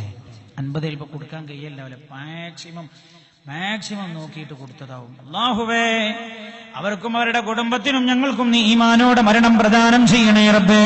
എല്ലാ അസുഖങ്ങളും മാറ്റിക്കൊടുക്കണേ അല്ലാ. പലിശയില്ലാതെ വീട് പണി തീർക്കാൻ എല്ലാ സംരംഭവും ചെയ്യാൻ അവർക്ക് നീ തൗഫീക്ക് ചെയ്യണേ റബ്ബേ. നമ്മളെ വളണ്ടിയേഴ്സിന് കിട്ടും. ഒരു 100 ദിനാർ തരാൻ പറ്റാവുന്ന കുറച്ചാളെ കിട്ടുമോ? അവരെ പേരെന്തേനു? റഷീദ് കെ. എന്താ പേര്? സക്കരിക. അവരെ പേരെന്തേ? ഞാൻ മറന്നുപോയി. ഉസ്മാൻ ഖാൻ. ഉസ്മാൻ ഖാൻ അധ്യക്ഷനല്ലേ? അതുകൊണ്ട് അധ്യക്ഷനോട് ചോദിച്ചത്. ഉസ്മാൻ ഖാൻ 2 ദിവസം നമ്മളെ കൂടെ നടന്നു എന്നല്ലാതെ പേരൊന്നും ചോദിച്ചിട്ടില്ല. ഇനി പേര് ചോദിച്ചു എന്നൊക്കെ ഓർമ്മ ഉണ്ടായിക്കൊള്ളുന്നില്ല. കാരണം എന്താ പറയുക, ആ സോഫ്റ്റ്വെയർ അല്ല ചെയ്തപ്പോ എന്തോ ഒരു ഓർമ്മ ഉണ്ടായിക്കൊള്ളുന്നില്ല. ഇനി ഉസ്മാൻ ഖാനെ കാണുമ്പോൾ ഉസ്മാൻ ഖാൻ പോയി 1ാം സ്റ്റേജ് വന്ന് പേരൊക്കെ പറഞ്ഞിട്ട് മറന്നുപോയില്ലേ? മറന്നുപോകും പേര്. അല്ലാഹു ഈ ബന്ധം സ്വർഗത്തിലെത്തിച്ചേരുന്ന ബന്ധമാക്കി തരട്ടെ. ഒരു 100 ദിനാർ ഈ വിഷയത്തിലേക്ക് കൊടുക്കാൻ പറ്റാവുന്ന ആരെങ്കിലും ഉണ്ട്? വേഗം പറയാം. 2 മിനിറ്റ് കയ്യും നടന്ന് പൊക്കി പിടിച്ചു. അല്ലാഹു ഖബൂൽ ചെയ്യട്ടെ. റഹീമീനായ റബ്ബേ നീ ഖബൂൽ ചെയ്യണേ റബ്ബേ. ഒരു സഹോദരൻ, ഒരു ചെറുപ്പക്കാരൻ ഒറ്റയ്ക്ക് അങ്ങ് കൊടുക്കാൻ കഴിയില്ലെങ്കിൽ 4-5 ഗഡുക്കളായി കൊടുത്താലും മതി. ഒരു 10 ഗഡുക്കളായി കൊടുത്താലും മതി. അൽഹംദുലില്ലാഹ്. എന്താ ഒരു പേര് പറഞ്ഞേ? വഹാബ് അല്ലേ? അബ്ദുൽ വഹാബ്. വഹാബ് തന്നെ ഉദാരമായി കൊടുക്കുന്ന ആളെന്നാണ്. ആ പേരുമായി തന്നെ സ്വഭാവം. അല്ലാഹു ഖബൂൽ ചെയ്യട്ടെ. പടച്ച റബ്ബേ എന്താണ് ഉദ്ദേശിച്ചതെങ്കിലും നീ നിറവേറ്റി കൊടുക്കണേ അല്ലാ. ആരെങ്കിലും എന്ന് പറയും, കയ്യൊന്ന് പൊക്കിയാൽ മതി. വളണ്ടിയേഴ്സ് കൂട്ടത്തിലുണ്ട്. ഒരു 2 മിനിറ്റ് ഞാൻ ഇടയ്ക്കതിന് വേണ്ടി ചോദിക്കാം. ഞാൻ ചോദിച്ചിട്ടില്ല എന്ന് നിങ്ങൾക്കും തോന്നണ്ടെന്ന് എഴുതിയിട്ടൊന്ന് ചോദിക്കാന്ന് പറയും. മനസ്സിലായില്ലേ? അയാൾ വയത് മാത്രം കഴിഞ്ഞു പോയി വലിയ ചിലവൊക്കെ ഉണ്ടല്ലോ നിങ്ങൾക്കും തോന്നണ്ട എന്ന് കരുതി ഞാൻ ചോദിക്കാണ്. കരുതിയിട്ട് മാത്രമല്ല, ഞങ്ങൾ തരണമെന്നും കരുതിയിട്ടാണ് ചോദിക്കണത്. ഞാൻ ആരെങ്കിലും ഉണ്ടോ? സക്കരിക്ക, ഒരു 100 ദിനാർ ഒറ്റടിക്ക് കൊടുക്കാൻ കഴിയില്ലെങ്കിൽ, നിങ്ങൾക്ക് കൊടുക്കാൻ കഴിയില്ല, ഞാൻ ഇന്നലെ പറഞ്ഞ മാതിരി നിങ്ങൾക്ക് സംഘടിപ്പിച്ച് കൊടുത്താലും മതി അല്ലേ? ചില ആൾക്കാരെ മൊലാലിമാരുണ്ടാവും, നല്ല ഉദാര മനസ്സുള്ള ആളുകളും. മാത്രമല്ല മൊലാലിന്റെ ഏറ്റവും അടുത്ത തൊഴിലാളിയും. ഇയാൾ എന്ത് പറഞ്ഞാലും മൊലാളി കേൾക്കും. അങ്ങനെ ഉള്ളൊരു സമയമുള്ള ഒരു പൊതു സംരംഭത്തിന് വേണ്ടി ഒന്ന് പറയാൻ കഴിയുന്ന ആളുകളുണ്ടെങ്കിൽ അങ്ങനെയും പറയാം. ഒരു 50 ദിനാർ. അൽഹംദുലില്ലാഹ്. അല്ലാഹു ബർക്കത്ത് ചെയ്യട്ടെ. നമ്മളെ എന്താ പറഞ്ഞ ഷെയ്ഖ് ഉസ്താദ് എന്റെ പേര് പറഞ്ഞത്? അബ്ദുർ റസാഖ്. അൽഹംദുലില്ലാഹ്. എന്താ ഷെയ്ഖ് എന്നിട്ട് ആരാ പറഞ്ഞത്? ഷെയ്ഖ് അബ്ദുർ റസാഖ്. അല്ലാഹു ഉഖ്റവിയായ ലോകത്തെയും ഷെയ്ഖാക്കി കൊടുക്കട്ടെ. എന്താ പ്രശ്നം? ബുദ്ധിമുട്ടുണ്ടോ? ഇല്ല. അതൊക്കെ അള്ളാഹു ഭൂമിയിൽ ചില ആൾക്കാർക്ക് പോലും വലിയ സൗഭാഗ്യമാണ്. ഇവിടെ ബഹ്റൈനിലൊക്കെ ഷെയ്ഖ് എന്ന് വിളിക്കണമെങ്കിൽ ഇതിന്റെ അധിപനാവണ്ടേ? ബഹ്റൈൻ്റെ അധിപനെ നമ്മൾ ഷെയ്ഖ് എന്ന് വിളിക്കല്. ഒന്നുമില്ലാത്തതിന് ഒരു ഷെയ്ഖ് ആകാൻ അല്ലാഹു തൗഫീഖ് കൊടുക്കെങ്കിൽ അൽഹംദുലില്ലാ. ഷെയ്ഖ് അബ്ദുർ റസാഖ് 50 ദീനാർ. ആരെങ്കിലും ഉണ്ടോ? 100, 50 ഒക്കെ നിങ്ങൾക്ക് പറയാം, 25 പറയാം, ഒക്കെ പറയാം. വേഗം പറയണം. 2 മിനിറ്റ്. ഞാൻ മറ്റു വിഷയത്തിലേക്ക് തിരിച്ചു പോവാം. അല്ലാഹു റബ്ബുൽ ഇസ്സത്ത് കബൂൽ ചെയ്യുമാറാകട്ടെ. റഹീമീനായ റബ്ബേ, നൽകുന്നവരുടെ എല്ലാവരുടെ ഉദ്ദേശവും നീ പൂർത്തിയാക്കണേ അല്ലാഹ്. എല്ലാ നന്മക്കും വേദിയാക്കിയത് മാറ്റുകയും ചെയ്യണമേ റബ്ബേ. നിങ്ങൾക്ക് എത്ര കൂലിയറിയങ്ങള് ഒരു KMCCന്റെ ഓഫീസുണ്ട്. ഞാൻ കണ്ടിട്ടുണ്ട് പല രാജ്യം. ബഹ്റൈനിൽ ഇപ്പൊ ഞാൻ ആദ്യമായിട്ടാണല്ലോ. വേറെ സ്ഥലത്തൊക്കെ പോയാൽ വരുന്ന ഉസ്താദ്മാർക്കൊക്കെ താമസിക്കാൻ, ഓൽക്ക് കടന്നുറങ്ങാൻ, ഓലെ കാര്യത്തിന്, വരുന്ന അതിഥികളെ സ്വീകരിക്കാൻ ഇത്ര നന്മ നടക്കുന്നത്. അബ്ദുർ റഷീദ് വെങ്ങളം 50 ദീനാർ. അൽഹംദുലില്ലാഹ്. റബ്ബനാ നീ ഖബൂൽ ചെയ്യണേ അല്ലാഹ്. 100 കഴിയുന്നവർ 100 പറയാ, 50 പറയാ, 25 പറയാ, 20 പറയാ, 10 പറയൊക്കെ പറയാം. മനസ്സിലായാലും വേഗം നിങ്ങളാൽ കഴിയുന്നതൊക്കെ ഒന്ന് പറഞ്ഞു. അല്ലാഹുവേ നീ ഖബൂൽ ചെയ്യണേ അല്ലാഹ്, ബറക്കത്ത് ചെയ്യണേ റബ്ബേ. 5 6 ഗഡുക്കളായോ തവണകളായോ നിങ്ങൾ കൊടുത്താലും മതി. ഞാൻ അടുത്തത് അൽഹംദുലില്ലാ. അല്ലാഹുവേ, റഷീദ് കായിയുടെ മനസ്സിന്റെ മുറാദുകൾ നീ ഹാസിലാക്കി കൊടുക്കണേ അല്ലാഹ്. റബ്ബനാ, അവരുടെ ഉദ്ദേശവും നീ പൂർത്തിയാക്കി കൊടുക്കണേ റബ്ബേ. ആരെങ്കിലും ഉണ്ടോ? സൂഫിയാജി, സൂഫിക, നിങ്ങൾ ശരിക്കും നോക്കില്ല എന്ന് എനിക്ക് തോന്നണേ. സൂഫിക്ക് അങ്ങനെ അങ്ങോട്ടും ഇങ്ങോട്ടും നോക്കണം. നിങ്ങൾക്കാണ് അറിയാം ആരാ കൊടുക്കാൻ പറ്റാവുന്ന ആളുകൾ എന്ന് നിങ്ങൾക്കറിയാം. ഒരിടത്തോടും എല്ലാം പോയി നോക്കിയാൽ മതി. നിർബന്ധിപ്പിക്കൊന്നും ചെയ്യേണ്ട ആരെങ്കിലും ഉണ്ടോ? ഒരു നല്ല ഉദ്ദേശത്തിനാണ്. അല്ലാഹു തൗഫീഖ് ചെയ്യട്ടെ. റഹ്മാനായ റബ്ബ് കബൂൽ ചെയ്യുമാറാകട്ടെ. അന്നെല്ലാവരും മുമ്പിലൂടെ ഇങ്ങനെ നടന്നാൽ 50 പറയണോ 50 പറയും, 100ന്റെ ആള് 100. ഞാൻ ചോദിക്കേണ്ടത് നിങ്ങളെ ഇറങ്ങാറായിരുന്നേ. കയ്യിന് ആരെങ്കിലും ഒക്കെ ഉണ്ടെങ്കിൽ പറയാനാ. പക്ഷോനെ ഞങ്ങൾ ഇരുന്ന് കുടുങ്ങിയല്ലോ എന്ന് വിചാരിക്കരുതേ. അങ്ങനെ നിങ്ങൾക്ക് തോന്നോ? അങ്ങനെ തോന്നോ? ഇല്ല. കയ്യിനോട് കൊടുക്കണം. കയ്യാത്തവരോട് ഞാൻ അങ്ങനെ നിർബന്ധിപ്പിക്കില്ല. കഴിയുന്ന ആളുകൾ കൊടുത്താൽ സൗകര്യം. അല്ലാഹു സുബ്ഹാനഹു വ തആല ബറക്കത്ത് ചെയ്യുമാറാകട്ടെ. കഴിയുന്നവരൊക്കെ വേഗം പറഞ്ഞോളൂ. 2-3 മിനിറ്റ് കൂടി വേഗം. സല്ലല്ലാഹു അലാ മുഹമ്മദ് സല്ലല്ലാഹു അലൈഹി. ഇപ്പൊ തന്നെ കൊടുക്കണമെന്നില്ല കേട്ടോ. നിങ്ങൾ പറഞ്ഞാൽ മതി എത്ര നിങ്ങൾ കൊടുക്കാൻ ഉദ്ദേശിക്കണേ എന്നിപ്പോ നിങ്ങൾ പറയാ. നിങ്ങളുടെ പേര് പറയാ, അഡ്രസ് പറയാ, സ്ഥലം പറയാ. നിങ്ങളെ എപ്പോഴും വിളിച്ചാൽ കിട്ടാവുന്ന നമ്പറും കൊടുക്കാം. അടുത്ത ആഴ്ച കട്ടാക്കാൻ ഉദ്ദേശിക്കുന്ന നമ്പർ ആവരുത് കൊടുക്കുന്നത്. എപ്പോഴും വിളിച്ചാൽ കിട്ടാവുന്ന നമ്പറും നിങ്ങൾ കൊടുക്കുക. എന്താ വേഗം പറയാം. ഇനി കിട്ടോ റസാക്ക? ഞാൻ വേഗം തുടങ്ങട്ടെ. കിട്ടോ? നിങ്ങളൊന്ന് ചൂണ്ടിട്ട് നോക്കിയാണ്. നിങ്ങളെ ചൂണ്ടമ്മല് നല്ല സാധനം ഉണ്ടെന്ന് എനിക്ക് തോന്നണം. സൂപ്പിക്ക അതിൽ ഇതിലും തിരിഞ്ഞു കളിക്കാം. സൂപ്പിക്ക പോയോ? സൂപ്പിക്കട്ടെ. സൂപ്പിക്ക പോയോ? ഇല്ല. സൂപ്പിക്ക നിങ്ങൾ ഒന്നിങ്ങനെ പോയി. നിങ്ങൾ ബേജാറാണ്ട. മുനീർ എന്ന സഹോദരൻ 50. അൽഹംദുലില്ലാഹ്. അല്ലാഹു ഖബൂൽ ചെയ്യട്ടെ. റബ്ബേ നീ ബർക്കത്ത് ചെയ്യണേ അല്ലാഹ്, ബർക്കത്ത് ചെയ്യണേ റബ്ബേ. ആ സഹോദരന്റെ ഉദ്ദേശം നീ നിറവേറ്റി കൊടുക്കണേ അല്ലാഹ്. മുനീർ, സൂഫിക്ക, നിങ്ങളെ ചൂണ്ടൽമേൽ എന്തൊക്കെ ഞാൻ കിട്ടണെന്ന് നോക്കട്ടെ. ഒന്ന് നോക്കി. സൂഫിക്കാന്റെ ചൂണ്ടൽമേൽ എന്താ കിട്ടാന്നറിയില്ല. സൂഫിക്ക എല്ലാ ആളുകളെയും അടുത്ത ആളാന്ന് എനിക്ക് മനസ്സിലായത്. എന്നോട് മാത്രം ഇപ്പൊ അടുത്തിട്ടില്ല. എന്താന്ന് എനിക്ക് തിരിഞ്ഞിട്ടില്ല. തങ്ങന്മാരൊക്കെ സ്വന്തം ആളാന്നാ ഞാൻ കേട്ടത്. അൽഹംദുലില്ലാഹ്. നിങ്ങൾ ഗൾഫുകാർക്ക് കിട്ടുന്ന ഒരു സൗഭാഗ്യമാണ്. നാട്ടിൽ ഒരു മന്ത്രിന്റെ അടുത്ത് പോവുകയാണെങ്കിൽ അയാളെ 10 വട്ടം കണ്ടാലും അയാളെ നമുക്ക് തിരിയില്ല. എന്നാൽ ഗൾഫുകാരനെ ഒരിക്കലും കണ്ടിട്ടുണ്ടാവുള്ളൂ. എന്താ ശരിക്കും ഓർമ്മ. അത് നിങ്ങൾക്ക് വലിയ സൗഭാഗ്യമാണ്. എല്ലാ ആളുകളുമായി അടുത്ത് പരിചയപ്പെടാൻ കിട്ടുന്ന അവസരം. സുഫിക്ക് അങ്ങക്കാർക്കെങ്കിലും കിട്ടിയോ? ഒരു പെരല് പോലും കിട്ടിയില്ലേ? ഒന്ന് നോക്കി. അല്ലാഹു ബർക്കത്ത് ചെയ്യട്ടെ. ആരാ ഇനി ഒരു 10 ദീനാറോ 20, 30, 40, 50 ഇത്രയും കൊടുക്കാം. നിങ്ങൾ ഇഷ്ടം ഉണ്ടോ? അർഹമുർറാഹിമീനായ റബ്ബ് സുബ്ഹാനഹു വ തആല 3 സ്വലാത്തിൽ മുൻദാരിക. സല്ലല്ലാഹു അലാ മുഹമ്മദ് സല്ലല്ലാഹു അലൈഹി വസല്ലം. സല്ലല്ലാഹു അലാ മുഹമ്മദ് സല്ലല്ലാഹു അലൈഹി വസല്ലം. اللهم صل على محمد يا ربي صل عليه وسلم. അർഹമുർറാഹിമീനായ റബ്ബേ, ഞങ്ങൾ ചൊല്ലിയ സ്വലാത്തുകൾ നീ സ്വീകരിക്കണേ അല്ലാഹ്. അർഹമായ പ്രതിഫലം നീ നൽകണേ റബ്ബേ. അല്ലാഹുവേ, ഈ മഹത്തരമായ സംരംഭത്തിലേക്ക് ഒരു ഓഫീസ് എന്ന് പറഞ്ഞാൽ എല്ലാ നന്മയുടെയും കേന്ദ്രം എന്നാണ് ഇതിന്റെ അർത്ഥം. അബ്ദുർ റഹീം അബ്ദുൽ കരീം NK 10 ദീനാർ. അല്ലാഹുവേ, അത് ചിലപ്പം 10 കൊടുക്കാൻ കഴിയാത്തവനാവും. ഞാൻ കണ്ടിട്ടുണ്ട്, മട്ടന്നൂർ പള്ളിക്ക് വേണ്ടി സ്വർണ്ണ ശേഖരണം നടത്തി. ഞങ്ങൾ 1000 പവനായിരുന്നു ഞങ്ങൾ ടാർഗറ്റ് എടുക്കുക. ആ പള്ളിക്ക് വേണ്ടി ഒരു സ്ഥലത്തും പിരിക്കാൻ പോകണ്ടെന്ന് ആദ്യം തീരുമാനിച്ചു. പള്ളി നാട്ടുകാരനെ എടുക്കുക. നിങ്ങൾ കരുതും വലിയ പൈസക്കാരാ നാട്ടുകാരനോ? 465ഓളം വീടുകൾ, അധികവും മീഡിയം ലെവൽ താമസിക്കുന്ന ആളുകളാണ്. 1000 പവൻ ടാർഗറ്റ് പിരിവൊക്കെ കഴിഞ്ഞപ്പോൾ കിട്ടിയത് 1200 പവന്. മനസ്സാണ്. ഓരോ ചില വീട്ടിലൊക്കെ വരുമ്പോൾ 50 പവൻ അങ്ങനെ തന്നെ അയച്ചിരുന്നു. ഞാൻ കരഞ്ഞു പോയ ചില സമയമുണ്ട്. ഞാൻ ആ ഈമാൻ കണ്ടിട്ട് ആ ഈമാനിന്റെ മുമ്പിൽ നമ്മളൊന്നുമല്ല എന്ന് തിരിച്ചറിഞ്ഞ സമയമായിരുന്നു. ഞാൻ ചോദിച്ചപ്പോൾ എന്നോട് പറഞ്ഞു, ഉസ്താദേ, ഞങ്ങൾക്കൊരു പെൺകുട്ടിയുണ്ട്, അത് പള്ളിയാന്ന് വിചാരിച്ചാൽ പോലെ എന്ന് ചോദിച്ചു. 2 പെൺകുട്ടികൾ എനിക്കുണ്ട്, മൂന്നാമത്തതൊന്നും പള്ളിയാന്ന് ഞാൻ വിചാരിച്ചിട്ടാണ് 81 തരുന്നത്. 25 പവൻ 10 പവന്റെ വലിയ വലിയ മാലയൊക്കെ പൊട്ടിച്ചു തന്നു. ഒരു വീട്ടിൽ കയറിയപ്പോ ആ വീട്ടിൽ ഒരു പെണ്ണ് കയ്യിലൊക്കെ അങ്ങനെ പൊന്ന്, എനിക്ക് പൊന്നു വല്ലാതും കണ്ടാൽ തിരിയില്ലല്ലോ. ഒരിക്കൽ ഒരാളെ പറ്റിച്ചു. എന്നോടൊരാൾ പറഞ്ഞു, ഉസ്താദേ, 2 കൈമലും ഇപ്പൊ റാഡോ കെട്ടിയാണ്. റാഡോ കെട്ടിയിട്ട് എന്നോട് പറഞ്ഞു, ഇതിൽ ഒന്ന് ഒറിജിനൽ ഒന്ന് ഡ്യൂപ്ലിയാണ്, ഒറിജിനൽ കാണിച്ചെന്നാൽ നിങ്ങൾക്ക് എടുക്കാന്ന് പറയും.